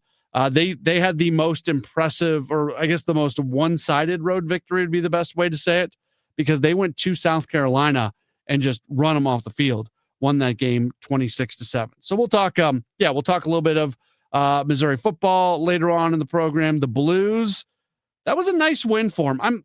Here's where I'm stuck when it comes to the Blues. It is hard for me to talk about them in They looked really good against Dallas, and I'd love for that to be who they are, but I'm not convinced that it is. I know they're not the team that lost 5-0 to the Wild and lost 8-3 to the Blackhawks. I know they're not the team that's given up 1 million goals. It's so early on in the season. My job is to have strong opinions about the Blues, and it's very challenging right now to have strong opinion. I could be disingenuous with you. I could be some hot take artist that turns on my microphone and starts yelling and screaming about things going on with the Blues. That's not what I believe. I think they're a really good team. That's just early on in the season, and this is what happens early on in the season, but it is a challenge for me because part of my job here. It is good if people enjoy listening to this show. It's good if I'm not boring, and it's kind of boring to sit here and say, yeah, they're pretty good. They've been all right. Those losses weren't great, but just early. That's kind of boring, right? That's not a big statement. And so that's where I'm at with the Blues right now. I am challenged to talk about them in a compelling way that is also something that I believe. If you want me to yell and scream about the fact that they lost to the Blackhawks 8-3, just so people can listen to some guy who's upset about something, I can do that, but I don't like being disingenuous. I don't like saying things that I don't actually believe. I think they're fine. They're fun. That was a good win against the Stars. I liked that some of the Jim Montgomery. We talked about this on, was it Friday when Jim Montgomery made the blender noise sound effect when he was talking? I think it was, which was hilarious. And he, blended up the lines, and it worked. I can say this for the first. I am a prisoner of the moment, but for one of the first times ever, I'm like, well, okay, Jordan Kyrou, show me who you are from a defensive standpoint. Go play on that third line, go score a goal, but also go back check. That was good to see. And here's where that's impactful. Here's where that's really impactful. If a Jordan Kyrou, a guy who, with all due respect to Kyrou, is not exactly known as the gritty, go into the corner, do all the small things kind of guy. And that sounds like I'm putting him down. I'm not attempting to put him down in this moment, but that's not his reputation, right? He's a goal scorer. He's a really, really talented goal scorer. If he's going to go out and do the things that he did in that game against the Stars, that's going to lift everybody up. That's going to set a tone. That is really, really impactful. And we'll see if it continues on moving forward. We'll talk a little baseball. We talked earlier in the rush hour about the Shohei Ohtani game. That was crazy. That was crazy. Tonight, we are going to get the other participant in the World Series. I don't know. Who are St. Louis sports fans rooting for in this one? There's text in. I'd be interested in this one. Drop in text messages, and I'm just going to kind of do a straw poll as we go along. Who are you rooting for tonight? Toronto or Seattle? 314-436-7900. 314-436-7900. That's how you text in. Who are you rooting for? Seattle or Toronto? I'm all in on the Seattle team. I think they're fun. I don't know who's going to have an opportunity against the Dodgers, but I really think the Seattle team is fun. So, and here's, my daughter goes to a school where her principal is a big Seattle fan. And I told her, hey, every day you see the principal, go up and say, go Mariners. And she's all in on it. And I think it's given her some, favored status at the elementary school. So there it is. Yeah, we're really starting to get some text in so far. We're seeing a lot of Seattle's come in. So it seems like St. Louis is pulling for Seattle tonight based off the messages that I'm seeing right now. Again, 314-436-7900. You can just text. A lot of people are doing it. Just text in Seattle or Toronto, and we'll see what this looks like as we move along. We will take a break, and when we return, we are going to be joined by a hockey analyst, Mike Kelly. We'll get his thoughts on the Blues here through the first handful of games. That's up next. You are locked to a Gray Bar Sports Open Line on KMOX. Now, 90 and 60. A look back at the latest St. Louis City SC match. Presented by Woods Basement Systems, Inc. Elbow the RSL box against Yedlin. Takes him, end line, crossage back. Volley, Tollin hits it on the crossbar. Grabbed by Hartl. Hartl from the elbow of the 6. Takes a shot. Cabral flies to the near post. Long throw, Padelford. Loop set, fall header. Klaus, another header back post. Oh, it's in! We're tied in downtown West St. Louis. That's the final whistle on the 2025 season for St. Louis City. St. Louis City 2, RSL 2. City SC returns to action in February of 2026. Hear all the games here on your home for St. Louis City Soccer. Y98. Tripping over uneven concrete? Don't replace it, raise it with concrete leveling. Call the all things basement-y experts, Wood Basement Systems, for a free estimate at 618-249-5503 or learn more at woodsbasementsystems.com. Nobody had to tell your grandparents not to drive while using their typewriters. Why should it be any different for us kids and our cell phones? Distracted driving was the cause of more than 3,000 deaths in 2022. Come on, we're smarter than this. Let's put down the phones and focus on the roads. Drive safe, everybody. Don't drive distracted. A message brought to you by the National Highway Traffic Safety Administration, Project Yellow Light, and the Ad Council. I'm Ed Evans, CEO of Consumer Cellular. Ever wonder why Big Wireless wants you on an unlimited plan? They probably want you to cover the cost of those 20-somethings using all that data every month. But most people 50 and up like me only use 12 gigs or less. Don't get bamboozled by Big Wireless. Switch to Consumer Cellular. Our plans start at just $20, and we use the same towers as the big guys. Join the millions who choose something better, because if you're not using all that data, you're probably getting used. Call 1-888-FREEDOM, visit consumercellular.com/facts or a store near you. Plans include $5 credit for auto pay and e-billing. See site for additional facts. Oh no, stomach issues again? Stomach issues? Who are you? Your pancreas. I could be the real reason for your diarrhea, gas, bloating, stomach pain, or loose oily stools. I thought it was my stomach. People often do, but any of these symptoms could mean having a condition called exocrine pancreatic insufficiency, or EPI. With EPI, the pancreas doesn't release enough enzymes to break down food, but EPI is manageable. Use the symptom checker on identifyepi.com and speak with your doctor. That's identifyepi.com. Sponsored by AbbVie. Workdays can be unpredictable, but your workwear shouldn't be. With a Cintas Apparel Plus program, you'll have freshly laundered garments for everyone on your team delivered every week. Cintas has workwear for just about any job imaginable, with high-performance fabrics and an uncompromising fit that stretches and moves with you. Don't leave looking and feeling good to chance. Visit Cintas.com. Oh, I'm ready! And get ready for the workday. At Gray Bar, we know your time is money. That's why our services go beyond parts and products. With kitting, pre-assembly, wire carts, and Gray Bar smart reels that keep you moving. We stage materials and manage logistics so you can spend less time sorting and more time installing. And with locations nationwide, we deliver when and where you need it, working to make your job easier every step of the way. Yep, Gray Bar does that. With new treatments in the fight against Alzheimer's, now is the time for action. Join the St. Louis Walk to End Alzheimer's Saturday, October 25th at Chesterfield Amphitheater. Help us see a world without Alzheimer's. Register today, alz.org/walk. It's Tom Ackerman for Ophthalmology Associates, the doctor's doctors, 314-966-5000 or online at youridoc.com.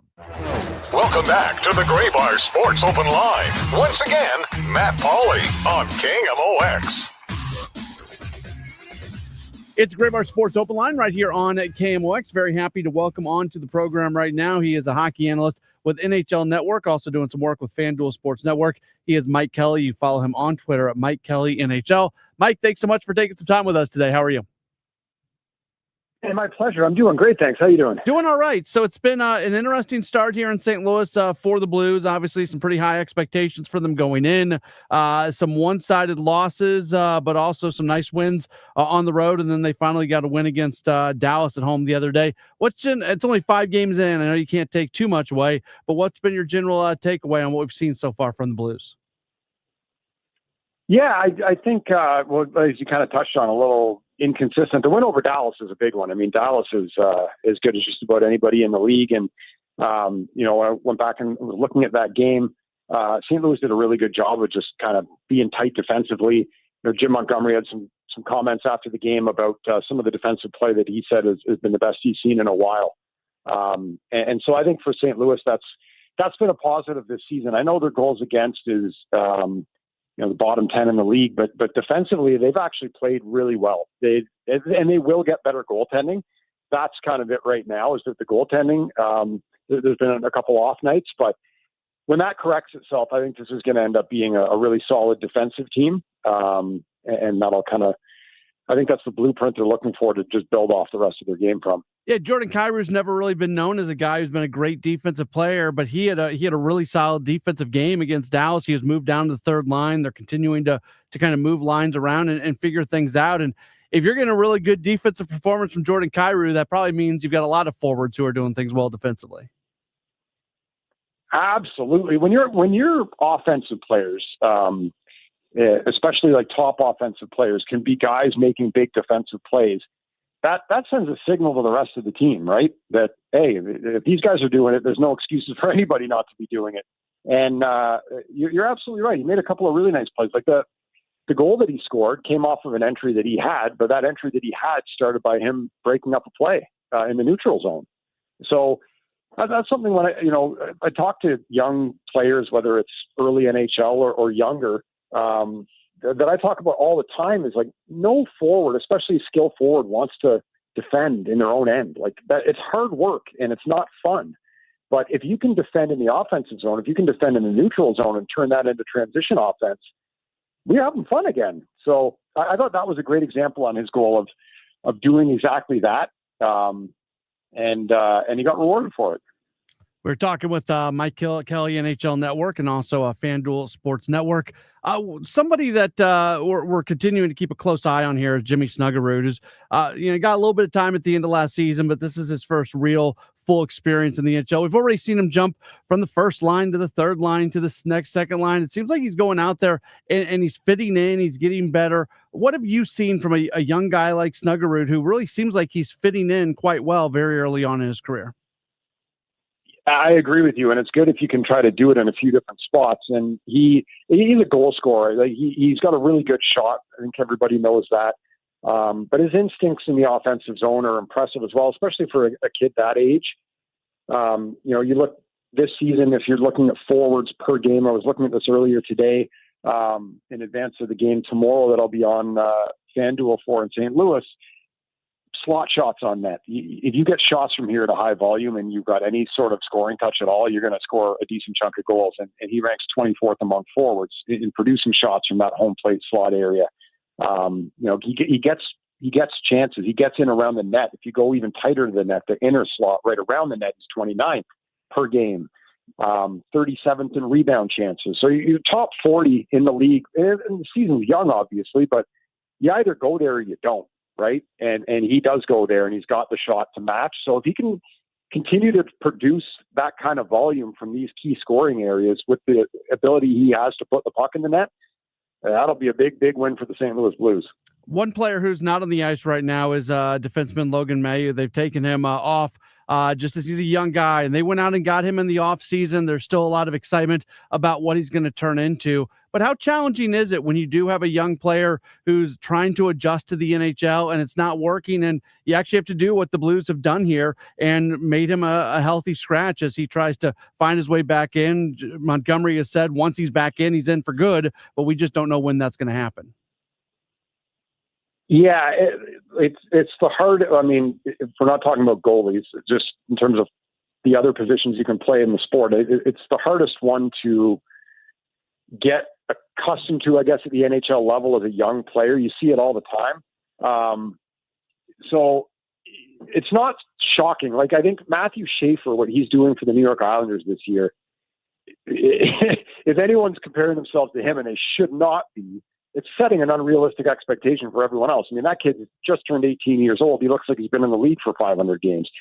Playing defense isn't that easy for everybody else, and it takes an adjustment period for most players. So it's not shocking. I think probably the most important thing you could do for him right now is just get him games. Mm-hmm. Obviously, if it's not going to be at the NHL level, just get him games, get him playing, and just continue the development path. It's not linear for everybody, and for defensemen, oftentimes it can take a little while. And if I'm a Blues fan, I really wouldn't be too concerned with where things are at now. He's a highly touted prospect for a reason. You don't want to rush a kid, especially when you're in a situation where you don't have to. We're talking with Mike Kelly from NHL Network. You mentioned he's going to be part of the FanDuel Sports Network broadcast for the Blues tomorrow. I was looking forward to talking to you because you do so much from an advanced statistics standpoint, and you've referenced some of those in this conversation. I'm a baseball guy, and so there's so much advanced data in the game of baseball that is widely accepted. I feel like hockey's kind of right behind baseball. It started with Fenwick and Corsi, and now it's really gone beyond that. But as somebody like you who's really leading the way in that area, have hockey coaches, hockey front offices, do you feel like they've been quick to adopt that, or is it something that's still sometimes a bit of a challenge? Well, look, in my experience of being in this space for 10 years now, and working for a company that works with a number of NHL teams, almost all of them, I would say that the adoption part is almost kind of completely done. Like every team uses it to some degree. Some use it more than others. Some use it better than others. That's true of anything in any walk of life, right? But it'd be rare at this point to find people in an organization that don't adopt it to some degree. Like I said, some buy into it more than others. Some use it more than others. Some use it more effectively than others. But definitely in the 10 years that I've been in this space full time, it's come a long, long way. And the great thing about hockey, and the reason I love it, like you talk about baseball, I feel like baseball at this point, because of the way the sport is played, it starts and stops with the same event every single time, a pitcher throwing a ball. It was kind of made for advanced statistics in that sense. What excites me about hockey is that it's chaotic. It's still in its infancy of trying to figure it out with the technology that's available. So there's so much room for exploration and just trying things. And that's the part I love the most. And I know from talking to players and coaching staffs and managers, there's still a lot of that going on. That's to me what makes it exciting. I don't know if you can answer this question or not, just with your role and everything, but are the Blues a team that you feel like do a nice job in terms of using advanced data? I know some people in the organization, and I know some people in the analytics side of the organization. They've been long-time adopters. They would have a head start, I would say, on your average team, and just in terms of how long they've been looking at it and using it. And I know, a head coach is somebody who is aware of it and has taken time to understand it as well. So yeah, I would say just in a general sense, the Blues are in a good spot when it comes to using and applying analytics. He is Mike Kelly, hockey analyst, NHL Network, FanDuel Sports Network. You see him sometimes taking part in the Blues broadcast. He's all over FanDuel for all the various teams that are on the FanDuel regional networks across the country. At Mike Kelly, NHL on Twitter. Mike, thank you so much for taking this time and being so gracious with your time. We really appreciate it. Hey, my pleasure. Good chatting with you, and hope to do it again soon. That is Mike Kelly joining us on the program, and we appreciate him taking a few moments with us as we got the chance to talk with him. And yeah, he'll be on again. He's part of the broadcast coming up tomorrow on FanDuel Sports Network Midwest. The Blues get back at it tomorrow evening as they are going to match up against the Kings. That's going to be a 7:00 puck drop over at the Enterprise Center tomorrow evening.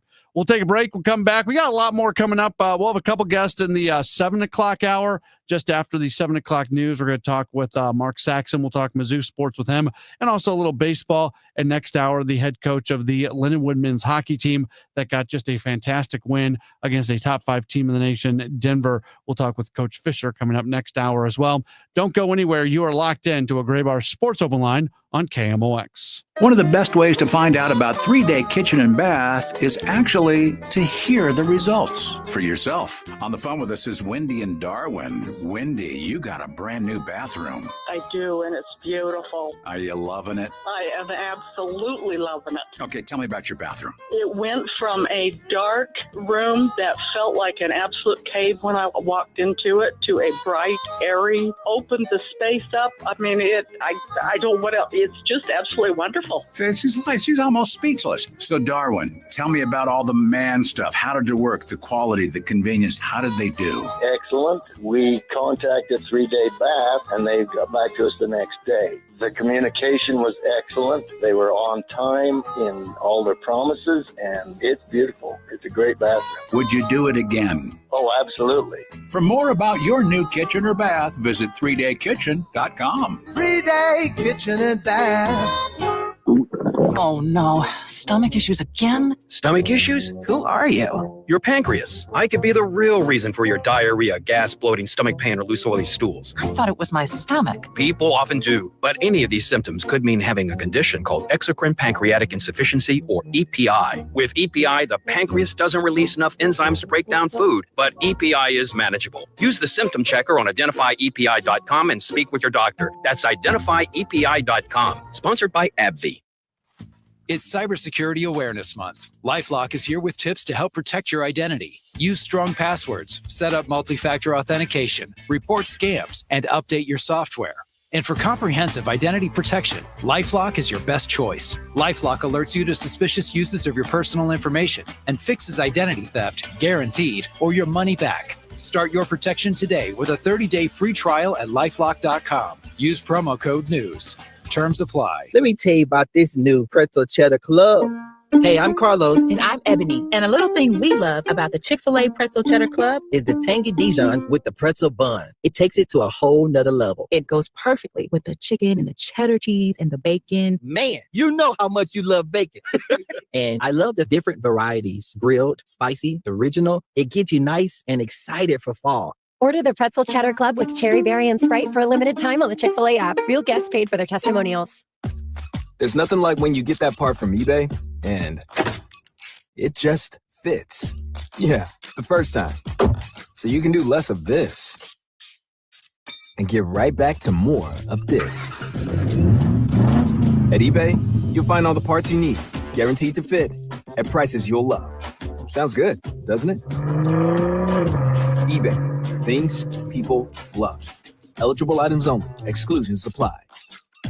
It's easy to feel apprehensive about getting screened for cancer or to just keep putting it off. But Siteman Cancer Center wants to remind you how important it is, especially after the age of 40. And they also want you to know how easy it is to get it done. GetScreenedNow.com has all the information you need on cancers like prostate, breast, colon, lung cancer. You can also find out your risk of disease by answering just a few simple questions. And then you can find one of the hundreds of screening locations in the area. Even if you're a little farther out, there is probably a place near you. You have heard this before, but catching cancer early dramatically increases the odds of a successful treatment, especially with so many cancers showing up earlier in life. So do not be intimidated. Siteman will make the process as simple as possible. GetScreenedNow.com. Do it for your family and friends who count on you.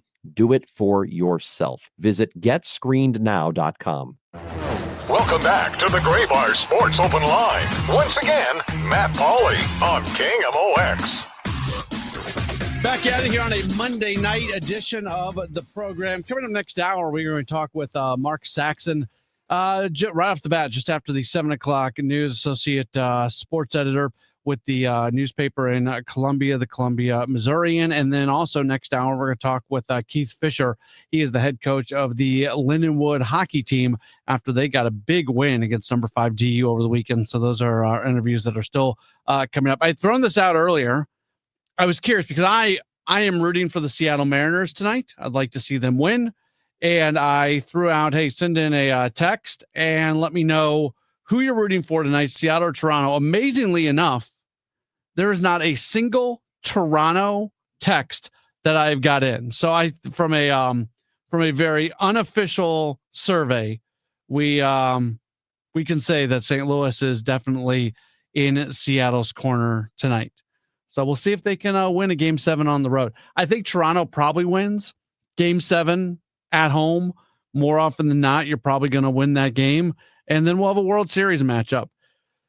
A lot of people are annoyed that the Dodgers are there. I understand it. And in many ways, the Dodgers storyline has gotten a little bit hijacked here because, and I think, and this is not a criticism of Jeff Passan from ESPN, who I really, really like when it comes to all of the baseball insiders and the national baseball folks. Passan, if he's not my favorite, he's one of my favorites. He's He's really, really good at what he does. I like the way that he looks at baseball. But he had written something that kind of presented that Brewers-Dodgers series as the thing that is going to determine whether or not there's going to be a labor, whether there's going to be, labor stoppage, whether there's going to be labor issues going into 2027. And that's oversimplifying what he was saying, but in our world where everything's about headlines and bullet points, that's how a lot of people took it. So that sort of started this narrative. And then there's a report over the weekend that the Dodgers are going to make a run at Kyle Tucker. So then that just adds that much more to the whole idea that the Dodgers are on a different level, have a different playing field. And in some ways they do. Like, I'm not trying to, there are things the Dodgers do that you really appreciate because they do take more of their profits and their income and everything and put it back into the team. I agree with that. And Dave Roberts talked about that. But also their incomes, their revenues are a lot more. Even if other baseball teams out there were able to made the decision to put a higher percentage of what they bring in back into the team, or if these billionaire owners made the decision that they were going to take a loss on an annual basis and put more on the team, they're still not at a point where they can put the money in that the Dodgers have. So the Dodgers have kind of turned into the evil empire here. It was the same way that a lot of people looked at the Yankees, certainly when they were on their run in the 90s. It is just exponentially more pronounced now that the Dodgers are doing things that other teams do not do. So it's being presented in a way that this is going to force a work stoppage a little bit more than a year from now. And look, there's a lot of kind of angling agendas that come to all of this. And I promise you, owners are already trying to plant things with some of the baseball insiders. Agents are trying to do some things. The Players Association, you're going to see a lot of stuff. If you're starting to see some things written, especially from a lot of people that are pushing you in the same direction, I would encourage you to think about what you are seeing and whether or not this is being pushed by somebody who's got a little bit of an agenda. I'm not saying that there's not going to be a work stoppage after this upcoming season. I'm very sure there is going to be a lockout during the offseason. Once the owners can lock out the players, they are going to. Honestly, I'd be surprised if spring training starts on time. But I would suspect that it ends up playing out the same way that the last one did, where spring training started a little bit late, but you were still able to get the full 162-game schedule in. Nobody wants to miss games. Players don't want to miss games. Owners don't want to miss games. Nobody wants to miss games. And until they get to a point where they are actually missing games, I don't think it's going to happen. I don't think that's going to go in that direction. And I could be wrong. I certainly could. I don't know how dug in everybody is. Here's what causes you to miss games, though. If the owners walk into it a year from now and they say, we want a salary cap, and we are not moving off the idea of having a salary cap, well, then there's going to be missed games, because that's not something that the players agree to. But if the owners walk in and say there is a problem with some of these teams and the amount of money that they can spend, and it's creating a disparity in the competitive ability of teams to win at the highest level, well, then you can start having a constructive conversation about the things that can happen. And I think there are things that can be done. I've talked a lot about this lately, so please forgive me if you've heard me say what I'm about to say. But I think if they came out of this next collective bargaining agreement and created an extreme tax on the big time spenders, on the Dodgers and the Mets of the world, where, I mean, it takes what they're paying right now in the luxury tax and taking it just to another level where exponentially it is a huge number, where it would either force those teams to come back from that number, or it would distribute so much money across the rest of baseball that it would be impactful. Well, that would be the first thing you can do. I do believe there should be a salary floor. I would contend that is a bigger issue in baseball. Some of the teams that are not spending enough money as opposed to some of the teams that are spending. And I would also, if there was a salary floor, I would take it one step further where every team has to spend the floor plus whatever money they receive from revenue sharing as a result of the tax money. So if the salary floor is $100 million, $120 million, let's say $100 million, and you receive $7 million because the Dodgers took their payroll to a certain point, well, then you should be required at 107. So it would force that money to be respent. I'd really like to see that. And that starts the process. An international draft is something. So there are things that can be done. And I don't think the Dodgers being in the World Series and the Dodgers potentially winning the World Series is going to mean, there's not going to be baseball in 2027, or they're going to miss the start of the season. I don't think that's a foregone conclusion, but I do think it's really, really important for each side to understand what the other side is dug in on, what the other side is not willing to negotiate on, and then go from there. Because there's going to be a ton of things that are negotiable, ton of things. So go find some common ground on those things, and then take your respective losses in the areas where the other side just will not come off of it. And if you do that, it probably results in a better CBA than is in right now. But if you're focused just on winning, if you're focused on getting things done that the other side will not budge on, that's where there could be a problem. And if you sit there and try to say, look at the Dodgers, look at the Dodgers, look at the Dodgers, they got to the World Series. Maybe they won the World Series. They went after Kyle Tucker after winning the World Series. If that happens, that hasn't happened yet. If you try to project the Dodgers as the evil empire, the reason why everything in baseball is not good, well, then I think that's a hard place to start from. And there's nothing wrong with focusing in on the fact that there are teams that are not big money teams that can have success. Whether, the Cleveland Guardians are a great example in the run that they went on. Obviously, the Milwaukee Brewers. And I know people say, well, the Brewers got swept by the Dodgers. I would also contend, as someone who pays a fair amount of time, fair amount of attention to the Brewers, I know they always think out of the box. I know that they are they're a really smart team. I don't think they were smart against the Dodgers. Now, when the Dodgers threw out that starting pitching that they had, it's no matter how smart you are, it's hard to win. That's for sure. But the Brewers just got too cute. They just got too cute. They basically used one conventional starter during their playoff run, and that was Freddie Peralta. Eventually, Jose Quintana got a start. They kind of sidelined Quinn Priester after he did not have a good start, after he had a fantastic year.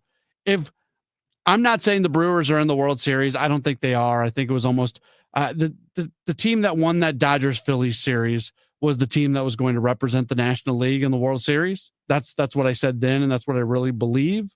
But I think the Brewers could have made it a little bit more interesting against the Dodgers if they would have done some things differently. And the Brewers absolutely deserved to beat the Cubs. This is not the Cubs were better than the Brewers statement. That's not what I'm saying. But because of how the Cubs are built, because of the Cubs' ability to hit home runs, even though I think the Dodgers win that series, even though I think the Dodgers are in the World Series, no matter if they play the Brewers or the Cubs in that spot, I do think the Cubs probably would have stolen a game or two just as a result of being able to hit home runs. You go hit home runs, you win games. You're going to slug your way to a win or two in that series if you're the Cubs, something that the Brewers just did not seemingly have the ability to do.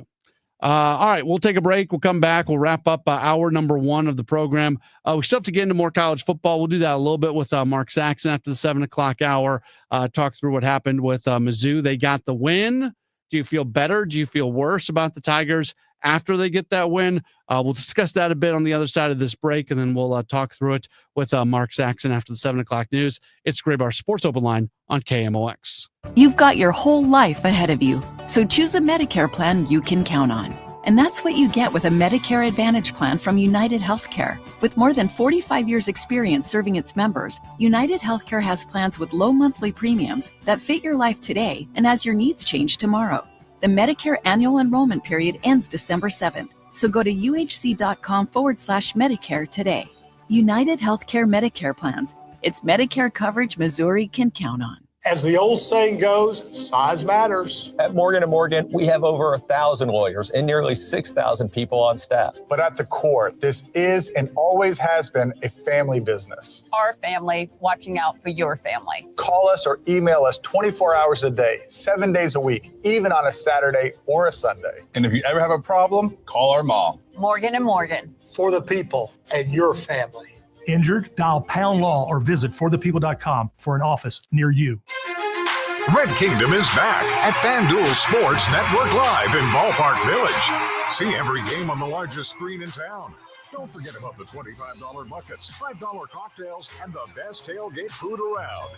Grab your friends along with KMOX and huddle up for the games at the best watch party in town. If you can't make it, but don't want to miss a down, listen to the Chiefs on KMOX or KMOX on the Odyssey app. For more info, KMOX.com/events. Hey Dave, it's Tamara, the flavor temptress, and your good friend from Clementine's Ice Cream. I just wanted to say congratulations on 25 years. Not only are you the sexiest man in daytime radio, but you're probably the only man with the best looking feet. Here's to the next 25. Cheers to you, my friend. You're listening to Leaf Filter Radio, and the guru of gutter protection himself, Chris Coonahan, is here to take your most pressing leaf-related questions. Hey everybody, Chris here. I understand we have Ron on the line. Ron, where are you calling from? Uh-oh. Ron, are you calling from a ladder? Well, I was. I wanted to ask Chris what I need to do to get my gutters ready to have leaf filter installed. Oh, Ron, you don't have to do anything. A Leaf Filter Trusted Pro will come out and clean out your gutters, realign and seal your gutters, and install a Leaf Filter, America's #1 gutter protection system. So I didn't need to get on this ladder? Ron, Leaf Filter Trusted Pros are in your neighborhood and ready to help. Just visit leaffilter.com/deal to schedule your free gutter inspection and get up to 30% off. Thank goodness.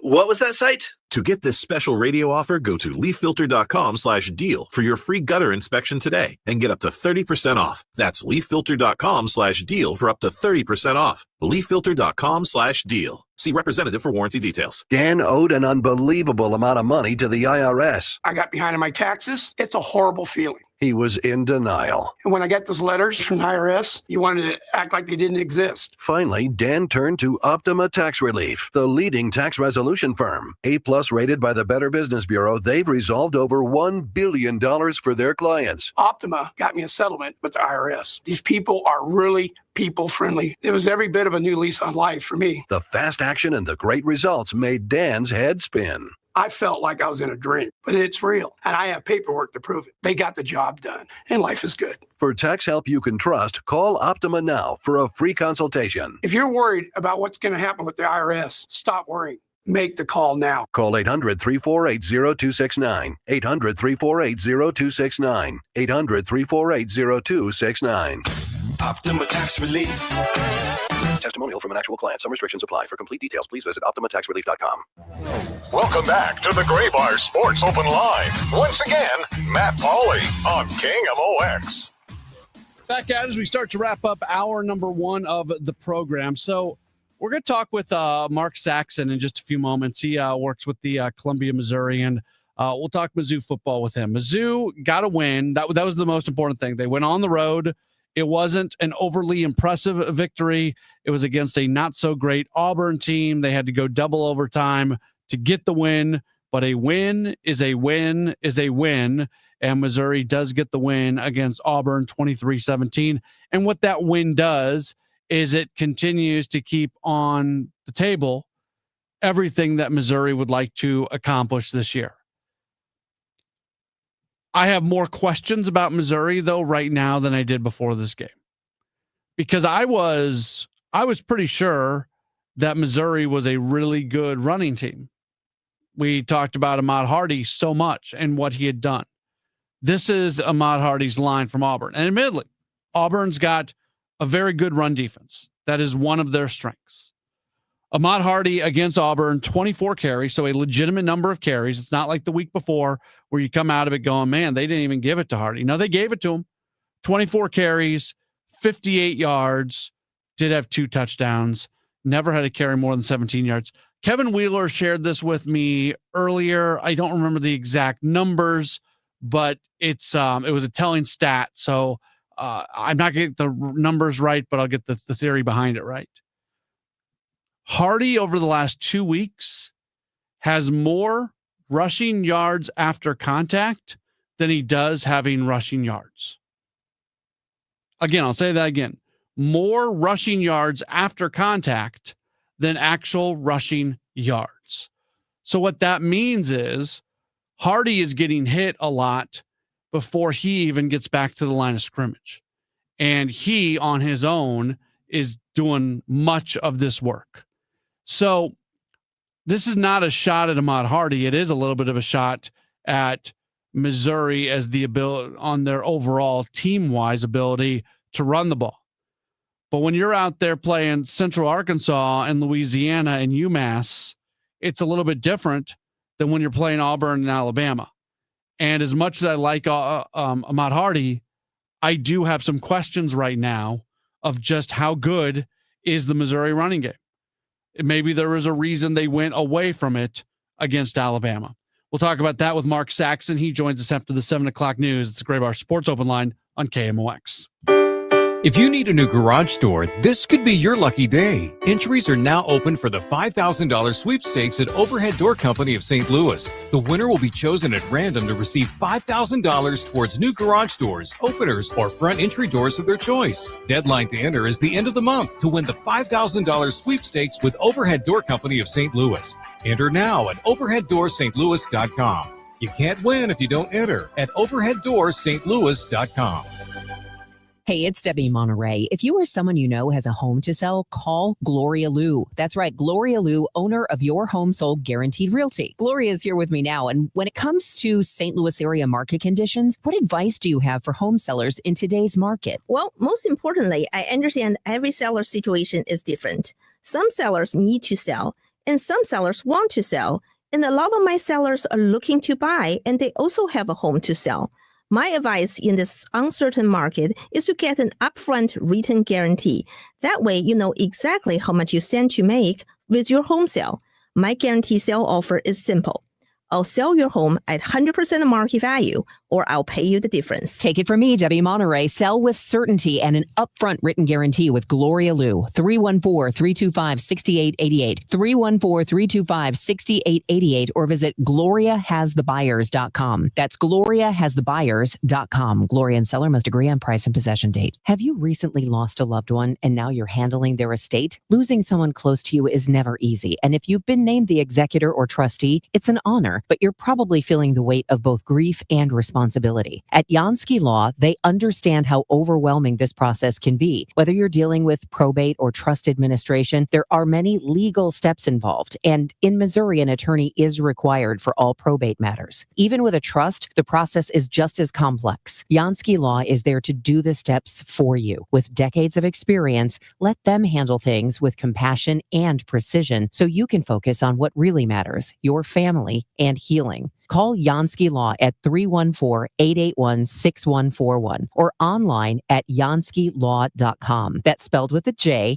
Jansky law.com. Jansky law.com. Jansky Law. The choice of a lawyer is an important decision and should not be based solely upon advertisement. For 25 years, the Warner's Warm-Up Coat Drive has been a dependable resource for impoverished men, women, and children in the bi-state. Together Credit Union is proud to team up with the Kurt Warner First Things First Foundation and Operation Food Search for the 25th Annual Warner's Warm-Up Coat Drive. From October 20th to November 2nd, new and gently used winter clothes of all sizes will be collected at all 14 Together Credit Union locations to help keep our neighbors warm during the cold winter months. For more information and a full list of donation locations, visit kurtwarner.org.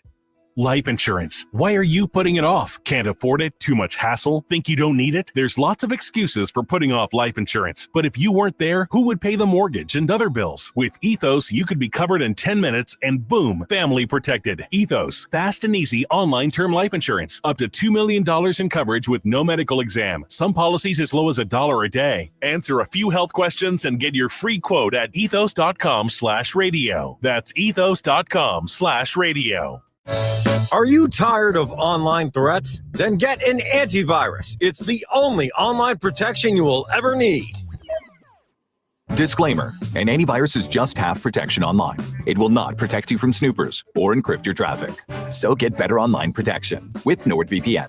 NordVPN will encrypt your traffic, protect you from malware and phishing, and stop annoying ads. Save 77% on NordVPN and get 3 extra months. News, talk, cards. KMOX AM St. Louis. KMOX FM Hazelwood. Always live on the free Odyssey app. This is CBS News on the Hour, sponsored by Progressive Insurance. I'm Jennifer Kuiper. A legal win for the Trump administration as a federal appeals court overturns a lower court's restraining order, clearing the way for National Guard troops to deploy to Portland, Oregon. KXL's Heather Roberts. Oregon Governor Tina Kotek says the National Guard remains staged and cannot be deployed until there's a full review of the ruling. And she says the 2-1 decision by the Ninth Circuit is based on false information. That administration is being dishonest, and these actions to deploy troops are a gross, un-American abuse of power. Kotek continues to blame federal law enforcement for unrest outside Portland's ICE building. The federal agents on the ground are essentially instigating conflict with folks who are lawfully protesting. Heather Roberts for CBS News, Portland, Oregon. Police say they've prevented a possible mass shooting at Atlanta's Hartsfield-Jackson Airport. Authorities say that Billy Joe Cagle of Cartersville, Georgia, drove to the airport with a semi-automatic weapon and ammo in his truck today. Cartersville Police Captain Greg Sparacchio. We were alerted by family members that Mr. Cagle was en route to somewhere in the Atlanta area. They weren't sure. Ultimately, we found out it was the Atlanta airport and that he had the intention to inflict harm to as many people as he could. Cagle faces multiple charges, including making terroristic threats. Former President Biden has completed a round of radiation therapy to treat an aggressive form of prostate cancer. CBS's Matt Piper. A spokesperson says the former president, who turns 83 next month, finished several weeks of radiation therapy treatment at Penn Medicine Radiation Oncology in Philadelphia, ringing the bell. But it's unclear whether Biden will need to undergo any other treatment, since doctors always need to assess a patient's progress in the weeks after they complete cancer treatment. People across the world had a hard time accessing businesses, chat sites, and other apps after what Amazon Web Services calls an underlying issue that needed to be fixed.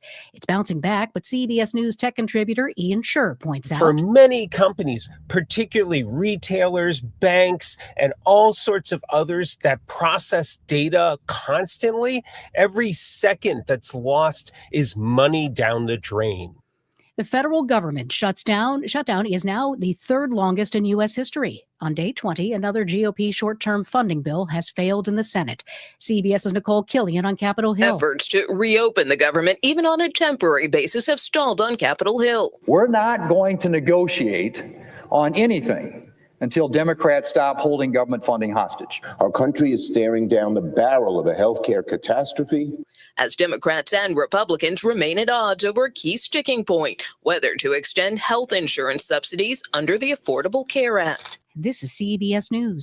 Think O'Reilly Auto Parts for all your car care needs. Get the parts and service you need fast from the professional parts people at O'Reilly Auto Parts.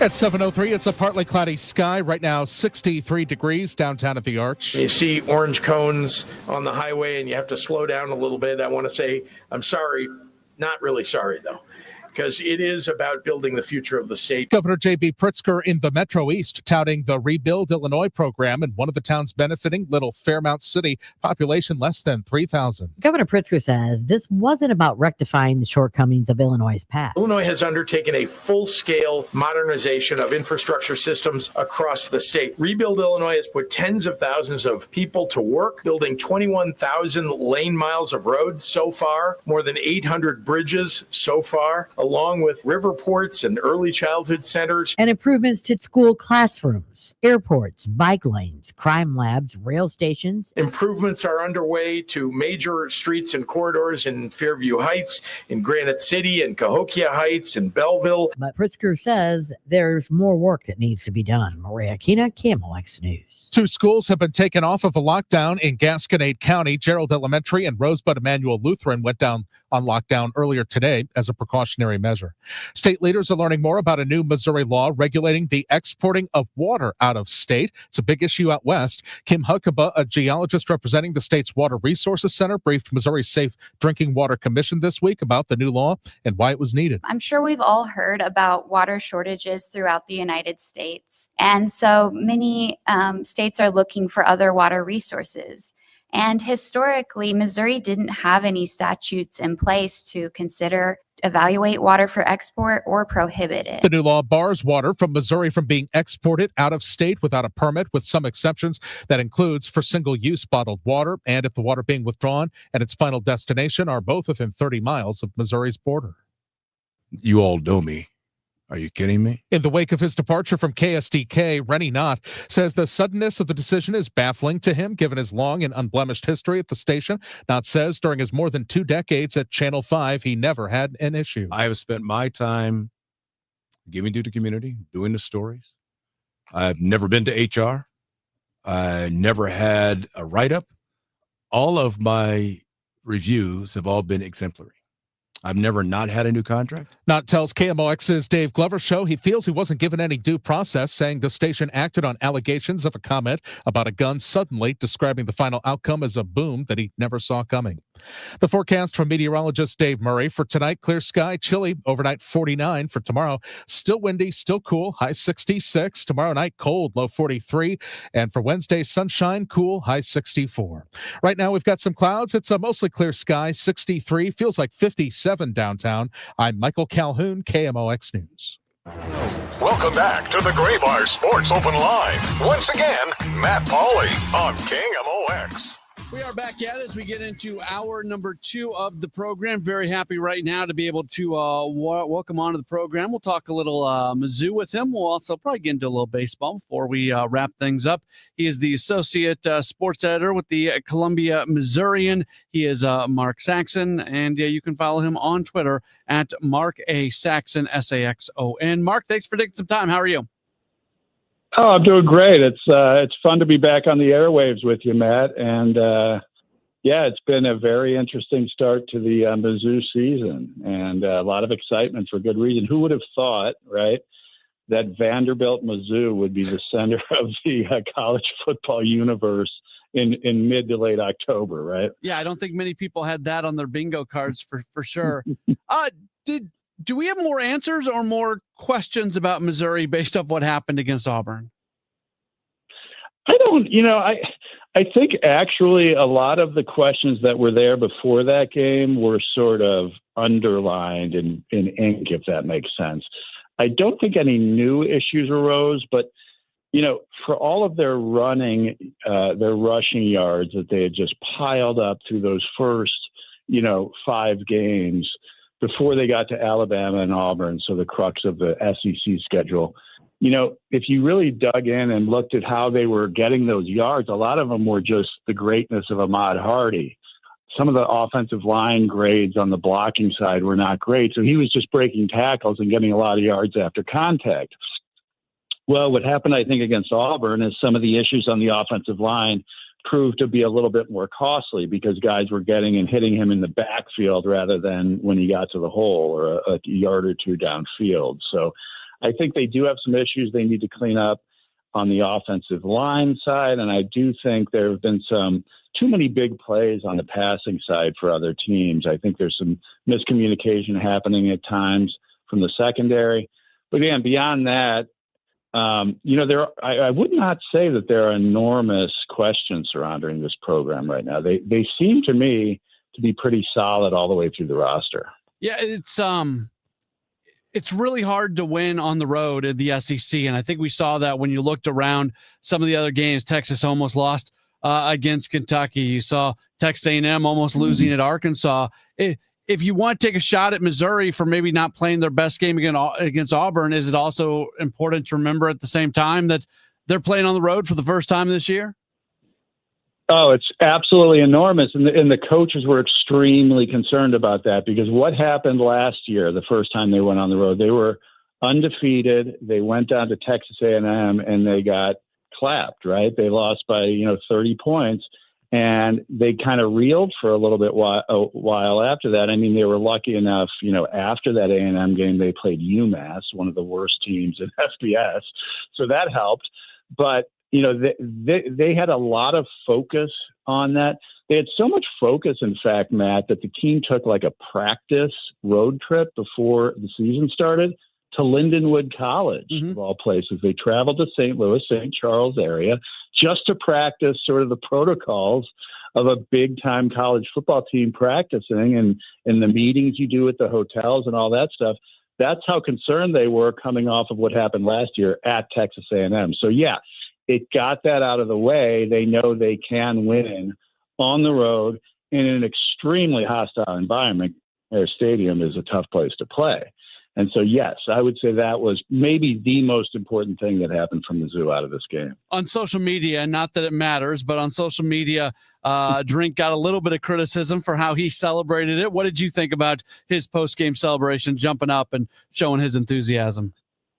Oh, you know what? This shows how little I'm on certain aspects of social media. I actually didn't see it. Can you describe it to me? Oh, just people basically making fun of him for the fact that he jumped up on the podium and was excited, almost looking like they won the Super Bowl when they beat Auburn, was basically the point that people were making. So my impression of Drinkwitz is that's just his personality, right? I mean, he does that stuff all the time. He ends every interview, on the field with MIZ, right? He's a little different kind of cat. So I think it's perfectly on brand myself. They were fired up again. Like that was, I wouldn't call it a trap game because it is Auburn. I mean, that's a little disrespectful, but Auburn has some very talented football players. They have a receiver who I think is going to be an NFL standout named Cam. Cam, it begins with a C anyway. Very good receiver. They have a defensive line, as I mentioned, that just stuffed the run against Missouri. So that was a game that, even though Auburn's been down, that was a game Mizzou easily could have lost. And so, yeah, I think there was a lot of relief in this coaching staff to get out of there with a win. Yeah, Cam Coleman had a good game, 6 receptions, 108 yards. So he got after it pretty good. It's this run of games, though, that Missouri is in right now, because playing Alabama last week, and I think we're really starting to see just how good Alabama is despite that early season loss. And now they're going to have back-to-back weeks with Vanderbilt, Texas A&M, and then even after one more week with Mississippi State, they then play Oklahoma to go through a 6-week stretch where you have Alabama, Vanderbilt, A&M, and Oklahoma over 4 of those weeks. That's a really tough gauntlet to go through. Yeah, and I think it also speaks to kind of when you're scheduling, if you have to be a little bit careful about front-loading, the easier games there, because they really, for the first 4 games, Kansas, yeah, they had some struggles with Kansas, but for the most part, they were playing teams that they would have had to play so poorly to have any chance of losing. So to play Louisiana and UMass and Central Arkansas all within your first 5 games, it really does make it kind of difficult when you start ramping up. And so, as you mentioned, now they're in this gauntlet.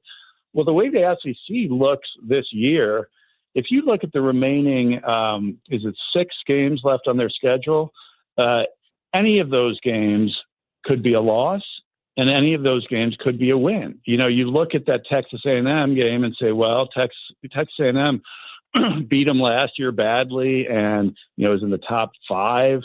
But, they have that game at home. But then you say, well, Arkansas, they fired their coach. That game's on the road. There's no easy games in the SEC. And I think that's the point they're at now. And I think the other question is, if they are a bona fide college football playoff contender, how many losses can you afford? I think in past years, they would have said that 3rd loss, you're out. Yeah. This year, I don't think that's going to be the case. I think you're going to see a multiple 3-loss teams, and Missouri could potentially be one of them. What if their only losses are to Alabama, Texas A&M, and at Oklahoma? That's not a bad resume. No. So it's going to be interesting to see what happens there. Yeah, that's where I get worried about the helmet decal bias that goes along with it. Because if we're talking about Texas or Oklahoma, not Oklahoma, okay, Oklahoma, Ohio State, like Michigan, if we're talking about one of those, then what you said is right on. If you're going to need help as Missouri with that third loss to get in, call me jaded, but I don't know if the committee's going to do it for you. No, you're right. And that's why, the biggest game in the country this week is Mizzou Vanderbilt. College game day is there. But maybe there is that little caveat. Maybe as big as this game is, because it's Vanderbilt and it's Mizzou, do they have to do more than, Tennessee or some of the teams you mentioned, LSU, Texas, as a 3-loss team to be considered? And you would hope it would be a little more formulaic than that. They would put more on, strength of schedule and quality wins, things like that. And I do think they will. But I agree with you. At the end of the day, if you're a blue blood program, you probably do have to do a little bit less, to get one of those multi-loss kind of positions in the playoffs. We're talking with Mark Saxon, Associate Sports Editor with the Columbia, Missouri. And since we have you, I wanted to ask you about this because you were somebody who was around the Cardinals for a while. When you see and hear the stories about Albert Pujols and Yadier Molina wanting to be managers, and it seems like Pujols, while he's not going to be with the Angels, it seems he's still talking to Baltimore. Now reports say that he might be the front runner for the San Diego job. Are these two guys that you think are going to go be successful as managers in the big leagues? I mean, from what my experience is with both of those guys, I can't imagine there are too many people out there who are smarter baseball people than either one. And you don't see like the catcher thing to the dugout as a manager is a very common, probably the most common transition, because catchers have to see the whole game, right? They have to understand pitching and hitting. But Pujols, I think, is a perfect fit for coaching or managing because he always was just such an intelligent player. He was a guy who didn't have speed, but was a very above average base runner because he just knew when to go. He knew he knew pitchers' moves. He knew the situation in the game. So yeah, to me, those guys both stand out, even though typically you don't, the old thing used to be, Hall of Fame caliber players can't be good managers because they can't relate to the struggles of the average player. I think those two guys kind of could. And I think they have the personalities that would be outstanding. And I'd be shocked if they both really do want to do it. I'd be shocked if they're both not doing it very soon. The Game 7 of the ALCS is underway, Seattle and Toronto. Do you have a team that you think is going to win, and do you have a team that you want to win, whether they're the same or whether they're different? It's tough because, back in the day, I spent years covering the AL West. I went to Seattle 1,000 times, and I saw some great teams there that could just not play in the playoffs. I think specifically of that 2001 team. I was covering the A's that year. They won 116 games, and I think they got knocked out in the first round of the playoffs, or possibly the second round. But, they've just had that horrible playoff mojo. But part of me, too, like just seeing what Vladdy's doing, and I covered his dad, and it's just unbelievable what he is doing. So I don't know. To me, that's kind of the more charismatic side of the bracket right now because of those two storylines, Seattle never having been, and, the Blue Jays representing a whole country and having that bad season last year. Basically the same guys, right? They didn't have a ton of guys, going into this year. It's a lot of the same guys just playing much better. So I love that series. And, it's almost like playing for the right, taking the sheep to the slaughter, right? Because the Dodgers look so good right now. But still, anything can happen in that series, and it's just so much fun this time of year specifically. Seattle just jumped out to a 1-0 lead. I've got the game on in the monitor here, so they've got the 1-0 lead. Yeah, so we'll see how things go. Mark, encourage people to follow along with you, associate sports editor with the Columbia Missourian on Twitter at Mark A. Saxon. Thanks so much for the time, and we'll catch up again real soon. Oh, I would love that. It was so nice visiting with you, Matt. Take care. Awesome. Very good. That's Mark Saxon joining us here on the program. Daniel Henkamp is here. I don't know. Did somebody I literally looked down. I'm talking to Mark. The game was scoreless. I look up and it's 1-0. Did somebody hit a home run? What? I don't know. I can look it up.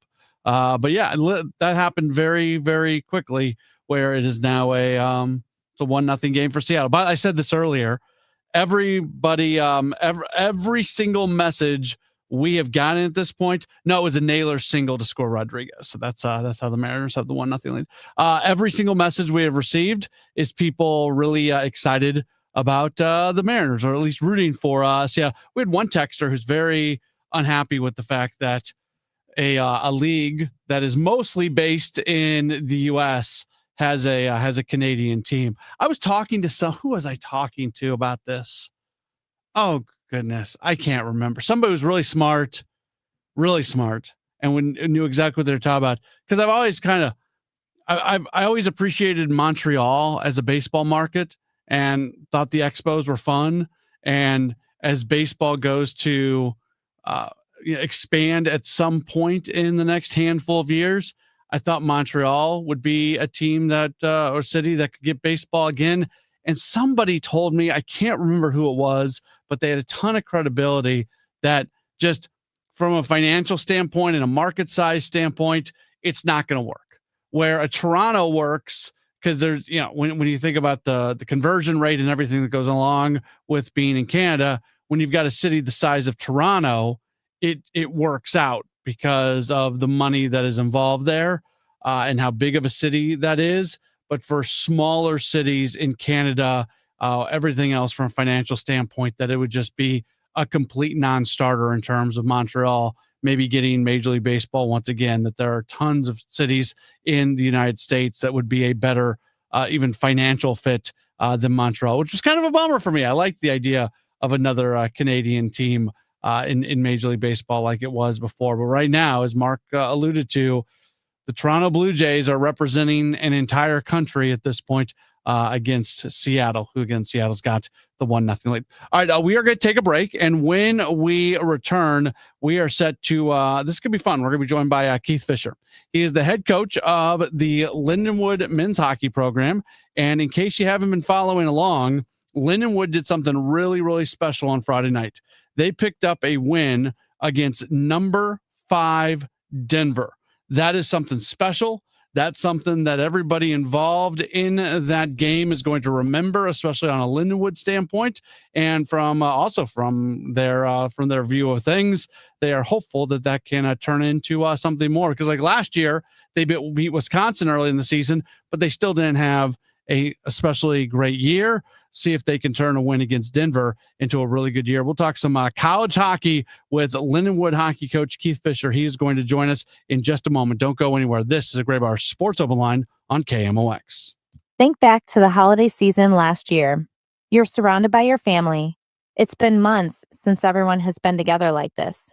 Everyone is talking and catching up, sharing stories and laughing, and your grandson is real quick-witted. He cracks a joke and everyone seems to laugh. But you missed it. How does that make you feel? Do you start to disengage?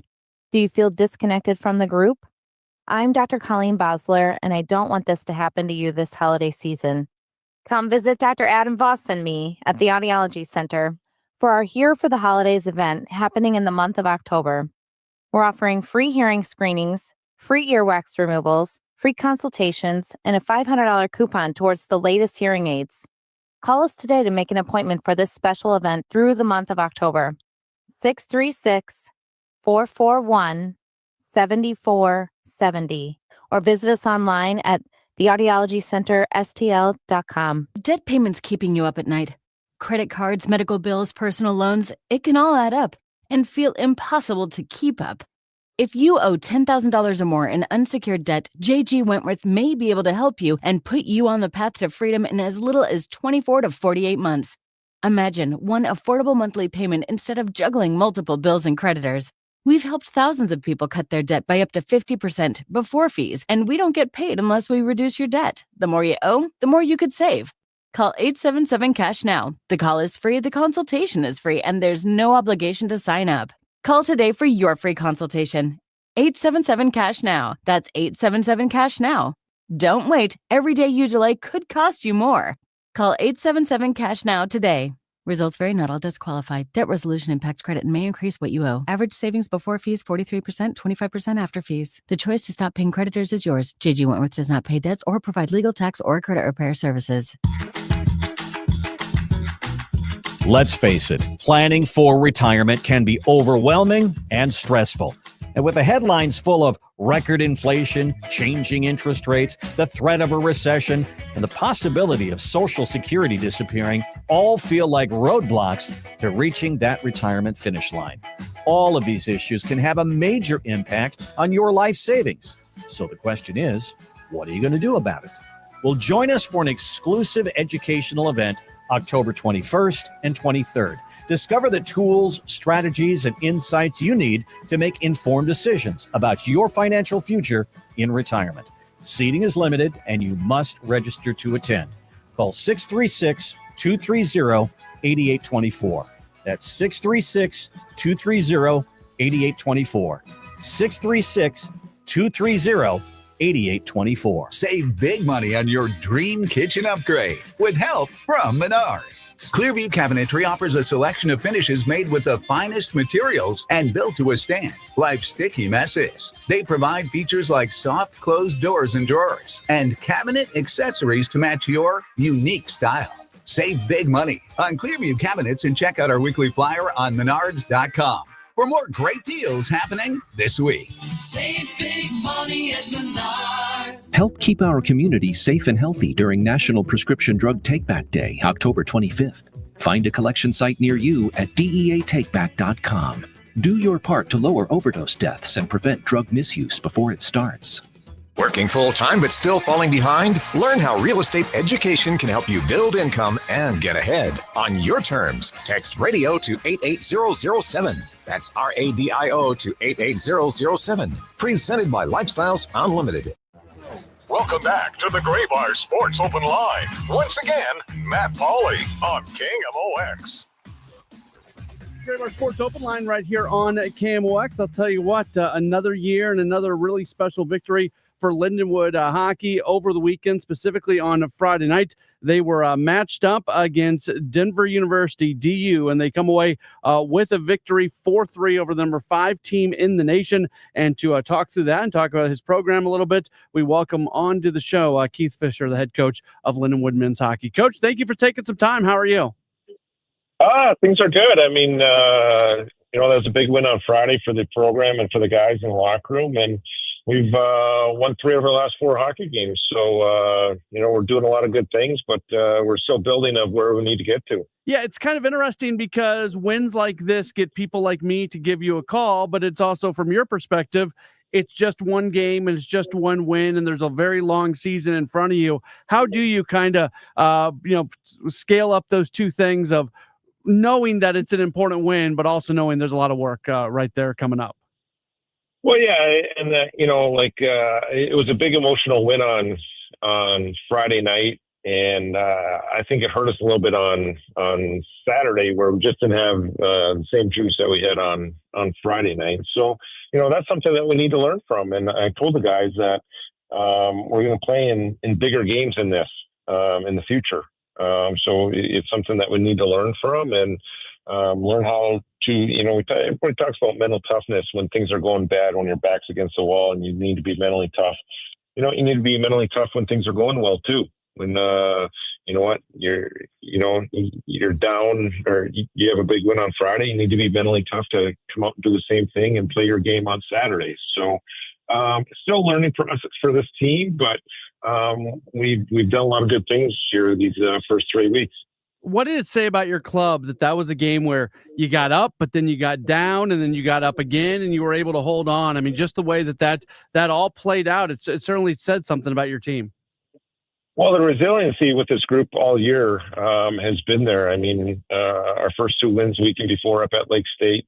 On Saturday night we're down 2-0 early on, and I think on Friday night we're down 4-2 winning the third period.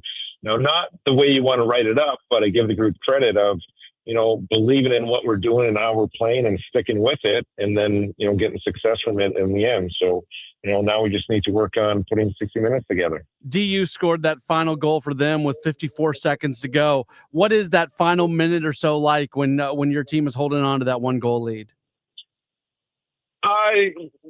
It's weird. Like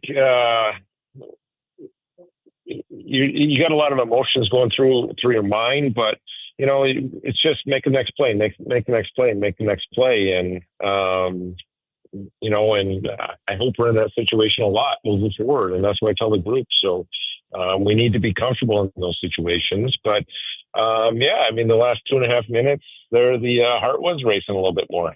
I know you weren't there last year, but last year around this time, a win against number 9 Wisconsin. This year, a win against number 5 DU. What does it say about Lindenwood, just from a big picture standpoint, that every year the team is putting together these type of marquee victories?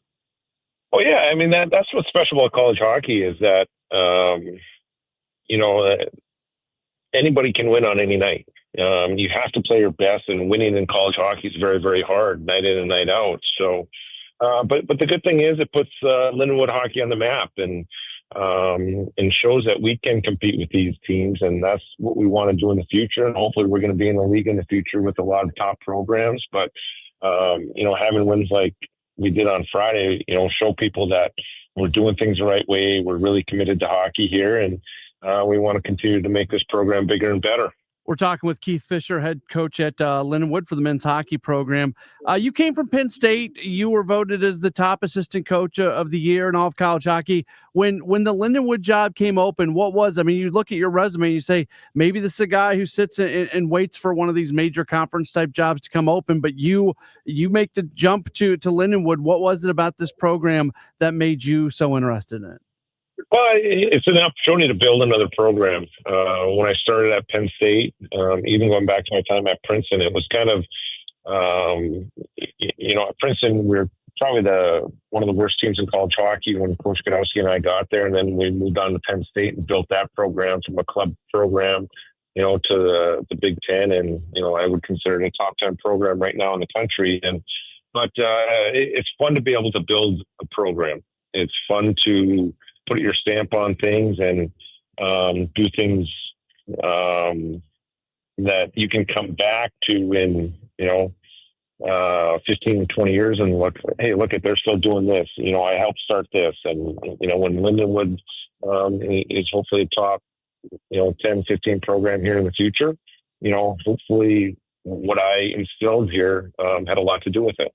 You mentioned eventually getting into to a league and being able to play those type of opponents more often. How just the current state? I mean, the athletics program is still so early on in terms of its D1. The hockey program hasn't been around that long. But I know you don't want to dive in on the challenges, but there are certainly some challenges right now as this program does continue to build. Yeah, I mean, I think our biggest challenge is just getting the awareness out. And that's why I'm pumped that you wanted me on your show tonight. But we need more people. We need more people supporting our student athletes. They work extremely hard. And we have the number 5 team in the country here. And, we need to get 2,000, 2,500. We should be selling 17 out. And I think, just the awareness locally will help us, on a national level as well. But that's something that we're talking about as an athletic department, is just getting more awareness, within the St. Charles, St. Peter community. We're a real program. We got a ton of great teams coming in here. And I look at college hockey right now as, a stepping stone to the NHL. A lot of the players that you see are going to be playing either for the Blues or against the Blues in, 2-3 years. Yeah, I mean, Jimmy Snuggerud is a great example of that. He was a college hockey player basically a year ago, and he's now a big part of the Blues. I was talking before we started, before I brought you on the air, we were talking off a little bit. I lived in Colorado Springs for a good number of years, and in Colorado Springs, you've got 2 college hockey programs in Colorado College and Air Force that are both really big deals in the community, and college hockey is so much fun. And I think in St. Louis, especially since Missouri and Illinois, those 2 universities don't really have college hockey at the highest level. This is an opportunity for Lindenwood to show the St. Louis market what college hockey is about. So I hope that people do get to kind of know what's going on at Lindenwood, because as you mentioned, that's a really good DU team that came in. You've got other teams that are going to come in that are really high level hockey, and it's something that hasn't really existed, not even in St. Louis, but close to St. Louis for a while. Yeah, and we're the only Division I hockey program in the state of Missouri. And like you said, Mizzou doesn't have a big-time program or any other college hockey, and there is no college hockey in the state of Illinois. So we are the only college hockey program around. And, our game Friday night against Denver, that was a high-quality college hockey game. And I've been fortunate to be a part of a lot of high-quality hockey games, being with my time with Penn State in the Big Ten. And that was one of them. That was comparable to one of them. It was fast. Plays were being made on both sides. It was an even hockey game. Shots were 33-33. Chances were even. That's a high-level hockey game. And, a facility like Centene, where you're close to the action, right on top of the guys, it's awesome to watch hockey there. Like, there's no better place to watch a big-time college hockey game. If you're into hockey, it's a big-time place to watch hockey. From a recruiting standpoint, the fact that you are kind of on an island, is there an advantage in there that you've got the state of Missouri, you've got the state of Illinois right next to you? When you think about geographically, you probably got to, go up to Wisconsin or go over to Denver to think about the teams that are closest to you geographically that has college hockey. Are you able to get into some places because of that?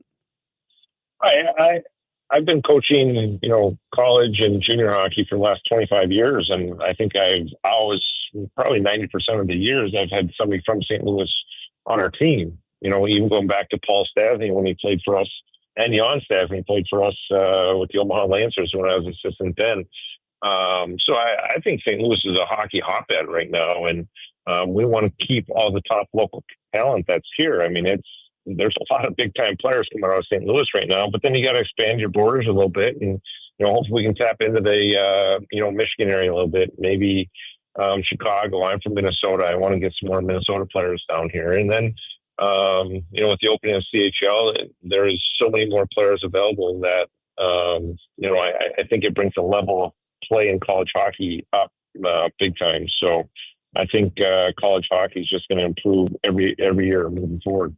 If you want to check out Lindenwood for yourself, they're going to be back at home this weekend, Friday and Saturday. They'll take on Miami of Ohio. 7:10 puck drop each night over at the Centene Community Ice Center in Maryland Heights. You can learn all about their schedule and who they are by heading to the website, lindenwoodlions.com. Coach, I really appreciate the time. Congratulations on the win, and hopefully we can chat again down the line.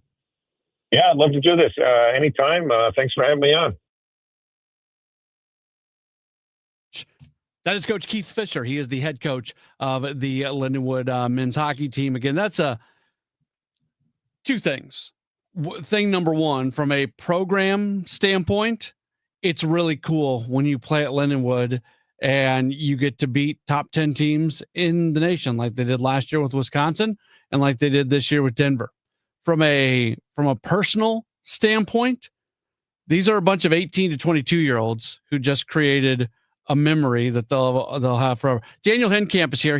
Turn your mic on for a second, because you do the broadcast, like the student broadcast for Lindenwood High. Am I saying that correctly? It is, yeah, okay. On KCLC. Okay, so what was that like for you? Because I talk about the 18 to 22-year-olds who are playing in that game and get to have a memory forever of knocking off the number 5 team in the nation. I know you texted me that night. You were pretty fired up. What was it like for you being able to broadcast that game of what was just an extraordinary moment for that program? Well, we kind of almost had a big no-no because we were all just so speechless with what happened. It was so fun, and the atmosphere, even though there wasn't that many people at the Centene, because Lindenwood was still building that persona, if you will, in college hockey. It was awesome. And the guys had so much fun. You could just see all the excitement. I need to get out and watch. I haven't gone. Now, Fridays are tough because I'm hosting this show, but I'll get the family together. We'll come out to a hockey game here on Saturday because I love college hockey, and it's really easy for me to sit here and say, oh, I love college hockey because I used to go to college hockey games all the time when I lived in Colorado, and then not follow that up by actually going to games here in St. Louis. So I'll put it on myself. I gotta go check out some Lindenwood hockey myself because that is it's a great story of what happened this weekend, and hopefully Coach Fisher in his first year. And when I asked him that question about why Lindenwood. Again, he was at Penn State, and he was voted the #1 assistant coach in all of college hockey. That means at some point in time, if he would have waited, he probably gets a power conference job at some point. If you're at a power conference team and you've been named the top assistant coach in all of college hockey, even if it wasn't going to be going into this season, at some point in time, one of the big boys is probably going to come knocking on your door. And can that still happen for him? Sure. We saw Lindenwood have a coach leave this past year. But the fact that Coach Fisher made that decision to come to Lindenwood when he had all that going for him, it says something about him, but it also says something about the Lindenwood program. We'll take a break. We've still got a lot more coming up. We've got 20 minutes left in the program. Don't go anywhere. This is a Gray Bar Sports Open Line on KMOX. At Odyssey, we believe in creating a diverse and inclusive workforce. We also value the power of community and encourage local organizations to help us in referring qualified applicants to our stations. If you're a community organization interested in receiving our vacancy information, simply email equalemployment@odyssey.com. You'll be notified of all our open positions. That's equalemployment@odyssey.com. And for all our listeners, please visit odysseyinc.com/careers for a list of job openings at all Odyssey radio stations. Turning 50 doesn't mean slowing down. It means getting smarter about your health. That's why we created Neovitin Men's 50 Plus Multivitamin. It's doctor formulated to support your energy, immune health, and overall vitality. Plus, it's made in the U.S. using the finest domestic and international ingredients.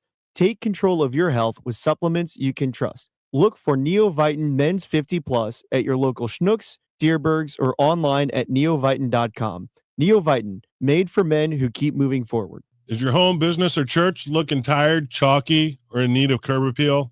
Go Rhino. Tired of painting year after year? Go Rhino. Our unique 3M ceramic technology is perfect for brick, stucco, aluminum, steel, color lock masonite, and more. It's backed by our 25-year transferable warranty to not chip, crack, or peel. Great if you're staying, and even better if you're selling. Our ceramic coating allows you to maintain all of your architectural features. The decision to do vinyl will leave your home looking like a plastic moldy box. With Rhino Shield, in 15 years, your home will still have that, wow, it looks like you just got it painted. We've done large condo complexes, parking garages, pole barns, and commercial strip malls. We coat sloped and flat roofs to extend their lives too. Evaluations are free. 877-25-RHINO or 877-25rhino.com. See what we did there? Genius. Tell them, ladies. Don't paint, don't vinyl, go Rhino Shield. Never paint your house again. Rhino Shield. I love being able to tell you about i3 Broadband. They are the internet service provider at my home, and I was on Facebook the other day, and somebody said, "Hey, does anybody around here use i3 Broadband? Is that good?" And I took note of it because of how many people said it was nothing but good things. So instead of me telling you about them, I am going to read some of these comments from a Facebook post. Do it. We've had it for over a year. No outages, reliable speeds. Another person said, I've had it for 2 years and it's been great. I went from Spectrum to AT&T to i3 and now it is worth it. Somebody said, i3, the best internet company I've ever used. It's amazing. We've had it over a year. We love it. I've had it well over a year. No issues. Very, very happy with it. I'm not lying to you. If you want to go find it for yourself, it's like a West County Facebook group. And I saw this. I was like, I got to share this with people. Literally, when I looked at it, the last time I looked at it, every single comment to this person asking about i3 was a positive comment. There was not a single person that said, nope. Where in social media do you never get somebody who has something negative to say? So that's what I'm telling you today about i3. They're the best. Everybody who has them loves them. Go to their website, i3broadband.com. Hey, it's Tom Ackerman, Underdog, the best place to get in on all the action during football season. Football season is in full swing, and that means Underdog is alive and well. You can select entries, and you can win money right now in Missouri. You just choose whether your favorite players will go higher or lower on stats. Or maybe they aren't your favorite players, but you just think that they're going to go higher or lower on a certain number, whether it's touchdowns, receptions, rushing yards, receiving yards, etc. They have all kinds of entries. You get them right, you can win up to 5,000 times your cash. It's Underdog. Download the app and use promo code TOM. Sign up with promo code TOM to score $100 in bonus funds or bonus entries when you play your first $5. That's promo code TOM. Underdog, make plays, win money. Must be 18 plus and present in Missouri. Terms apply. See assets.underdogfantasy.com/web/play and get terms _DFS_.html for details. Concerned with your play? Call 1-800-GAMBLER or visit ncpgambling.org. Welcome back to the Gray Bar Sports Open Line. Once again, Matt Pauley on KMOX. Rolling on here on a Monday night. We've got you for another 15 minutes or so. We take you until 8 o'clock.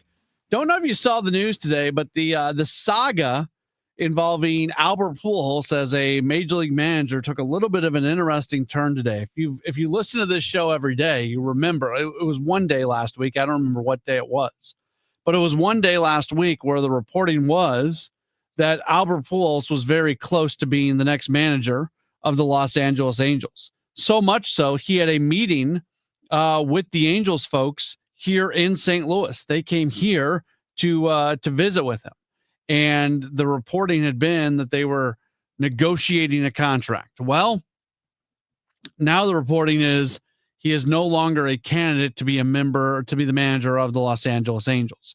What's not known is if it was financials that got in the way, if it was maybe he looked at the Angels and said, I can do better than this because the Angels are not well run.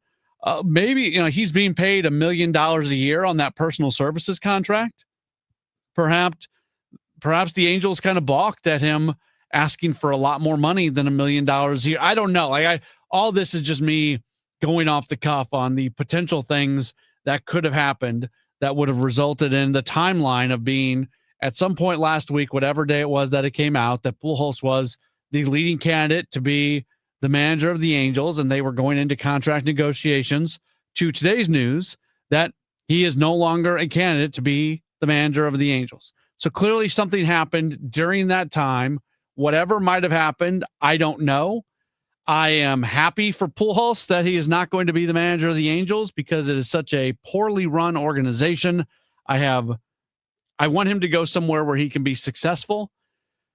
And I feel like there's better options. In fact, he has two other teams that are still interested in him. The Baltimore Orioles have reached out with interest. I think the Orioles are a better situation than the Angels, but they're not a situation that is an automatic winner. There is evidently some interest, but the ESPN report says an interview at this point has not been scheduled. One interview has been scheduled, though. He is set to interview for the job in San Diego. And would it be irony if he ended up with the Padres, where they would go from Mike Schilt to Albert Pujols? Like, do the Padres just want to hire people who are very popular in St. Louis? Is that what they are? Is that what they're looking to do? I say that jokingly. I think if you've listened to me, I think that Pujols has the opportunity and checks all the boxes to be a really, really good major league manager. And here's something else. He has a good relationship already and is very much respected from a couple of their stars in Manny Machado and Fernando Tatis Jr. So I think that would help. So of all the managerial jobs that are open right now, you can make the argument that the Padres job is the best one. It's probably that one or the Atlanta Braves.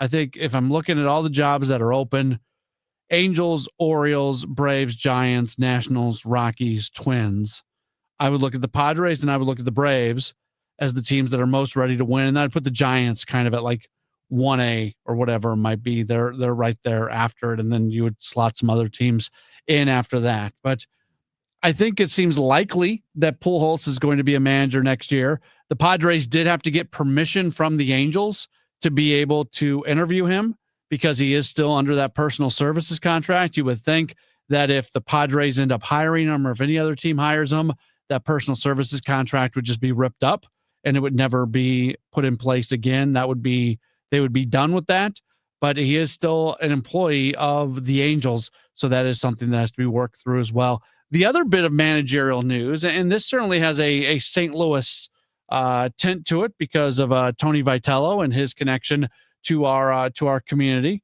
current Tennessee baseball coach, Tony Vitello. He reportedly is the leading candidate for the job with the San Francisco Giants.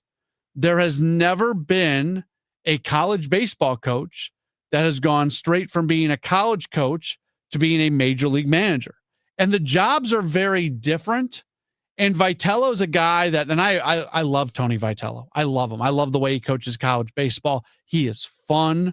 There's a reason that Tennessee program has done what it's done. He won a national title a couple years back. I mean, this is a guy who is really, really good as a college baseball coach. He's a wild man out there. That's for sure. He's probably have to tone things down a bit in the big leagues. It's just, and I have to wonder, did Pat Murphy blaze this trail? And I realized that Pat Murphy didn't go from being a college baseball coach to being a major league manager. He went from college baseball coach to minor league manager to major league bench coach to major league manager. But Pat Murphy cut his teeth as a college baseball coach at Notre Dame and Arizona. Do teams start looking more at college baseball coaches because that skill set seemingly has worked? If Vitello gets that job in San Francisco, that's going to be a big test, and that could certainly open up doors for college baseball coaches moving forward. One more break. We'll come back. We'll wrap up this edition of the program. It's Gray Bar Sports Open Line on KMOX. KMOX proudly supports the Mutual Awards, returning to Stiefel Theater Saturday, November 22nd. You can be in the audience for this nationally televised event, hosted right here in St. Louis. Named for Stan the Man, the show celebrates the year's greatest moments of sportsmanship and those who embody class and character. Experience the extraordinary moments and people that make the Mutual Awards an event like no other. For more information, KMOX.com/events. For residential and commercial heating repairs, service, maintenance, or installation, contact Air Comfort Service Heating, Cooling, and Insulation. With over 50 years of HVAC service, get in your comfort zone this winter. Visit aircomfortservice.com. That's aircomfortservice.com. At LendSeek, we know running a business takes heart, hustle, and sometimes a little help. That's why we stand with you with our exclusive AI lending platform, connecting you to over 100 funders. If you've been in business for at least 2 years with a minimum annual revenue of $500,000, you can get up to $1 million in funding in as fast as 24 hours. No collateral, no prepayment penalties, no red tape. Apply today with no cost or obligation at lendseek.com. That's LENDSEEK.com. Save big money on your kitchen update at Menards. Transform everyday spaces into gathering places with custom craft countertops from Menards. Countertops are the center of the home, and we offer stylish options with durability that will last for years to come. Check out our kitchen showrooms in-store or visit Menards.com and get a pre-design estimate today. Plus, view our weekly flyer for many other great deals happening this week. Save big money at Menards. This special alert is for all Americans who own a vehicle. If you have a warranty that's about to expire or no warranty coverage at all, this message is for you. It's time to stop worrying about future car repairs today. Your vehicle is essential, but unexpected breakdowns can derail your plans and your wallet. It's time to future-proof your ride with CarShield. CarShield offers a low-cost month-to-month vehicle protection plan that saves drivers thousands from out-of-pocket expenses on future auto repairs. Imagine if your engine quits or your transmission fails. You could pay a fraction of the repair cost. This protection plan is at an all-time low, and to give you even more peace of mind, drivers who activate today also receive free roadside assistance, free towing, and car rental options at no additional cost. Don't wait for a breakdown to drain your savings. Future-proof your car with CarShield today and drive with confidence. Call CarShield for your free quick quote. Call 800-90 800-908-8646. That's 800-908-8646. What do you have to lose? Call 800-908-8646. That's 800-908-8646. Again, 800-908-8646. If you're one of the millions of Americans behind on your taxes, if you're afraid to open your mail because IRS collection letters could be coming, listen carefully. The IRS is cracking down, taking paychecks, freezing bank accounts, revoking passports. That's a fact. But here's what most people don't know. There are official tax relief programs designed to help struggling taxpayers. Programs that could save you thousands if you qualify. No one knows these programs better than the experts at Optima Tax Relief. Optima's award-winning team will fight to protect your paycheck, your passport, and your property. Their tax attorneys and licensed tax professionals will work tirelessly to get you the best deal possible with the IRS. Every day, penalties and interest keep piling up, so don't wait. Call Optima now for a free consultation. Call 800-348-0269. 800-348-0269. 800-348-0269. Optima Tax Relief. Some restrictions apply. For complete details, please visit OptimaTaxRelief.com. This is Megan Lynch. 250 doctors go to Ophthalmology Associates. That's why I trust them. Ophthalmology Associates, 314-966-5000 or youridoc.com. Welcome back to the Gray Bar Sports Open Line. Once again, Matt Pauley on KMOX. We are starting to wrap up this edition of the program. I don't know if you saw this. Just a crazy thing occurred yesterday in the NFL. The Denver Broncos beat the New York Giants. That's not the crazy thing. Here's the crazy thing. The Broncos score all 33 of their points in the fourth quarter yesterday. The Broncos' 33 fourth quarter points were the most in NFL history by any team that was shut out for the first three quarters. That has never happened. Their quarterback, Bo Nix, became the first player ever to run for 2 scores and throw for 2 touchdowns in a single fourth quarter. And the comeback snapped a streak where NFL teams had won 1,602 consecutive games when leading by 18 points or more in the final 6 minutes of a game. The Giants are not very good. The Giants are a little bit better after they made their coaching or they're not their coaching change, their quarterback change when they moved out Russell Wilson and moved to Jackson Dart.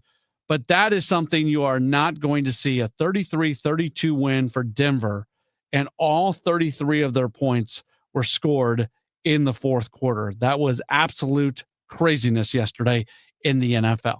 That is just about going to do it for this edition of the program. Certainly appreciate being with us. We've got a full show every day but Thursday this week, so we'll be back with you tomorrow, 6 o'clock to 8 o'clock for another Gray Bar Sports Open Line right here on KMOX. When life happens and you need to sell your St. Louis area home, call trusted realtor Gloria.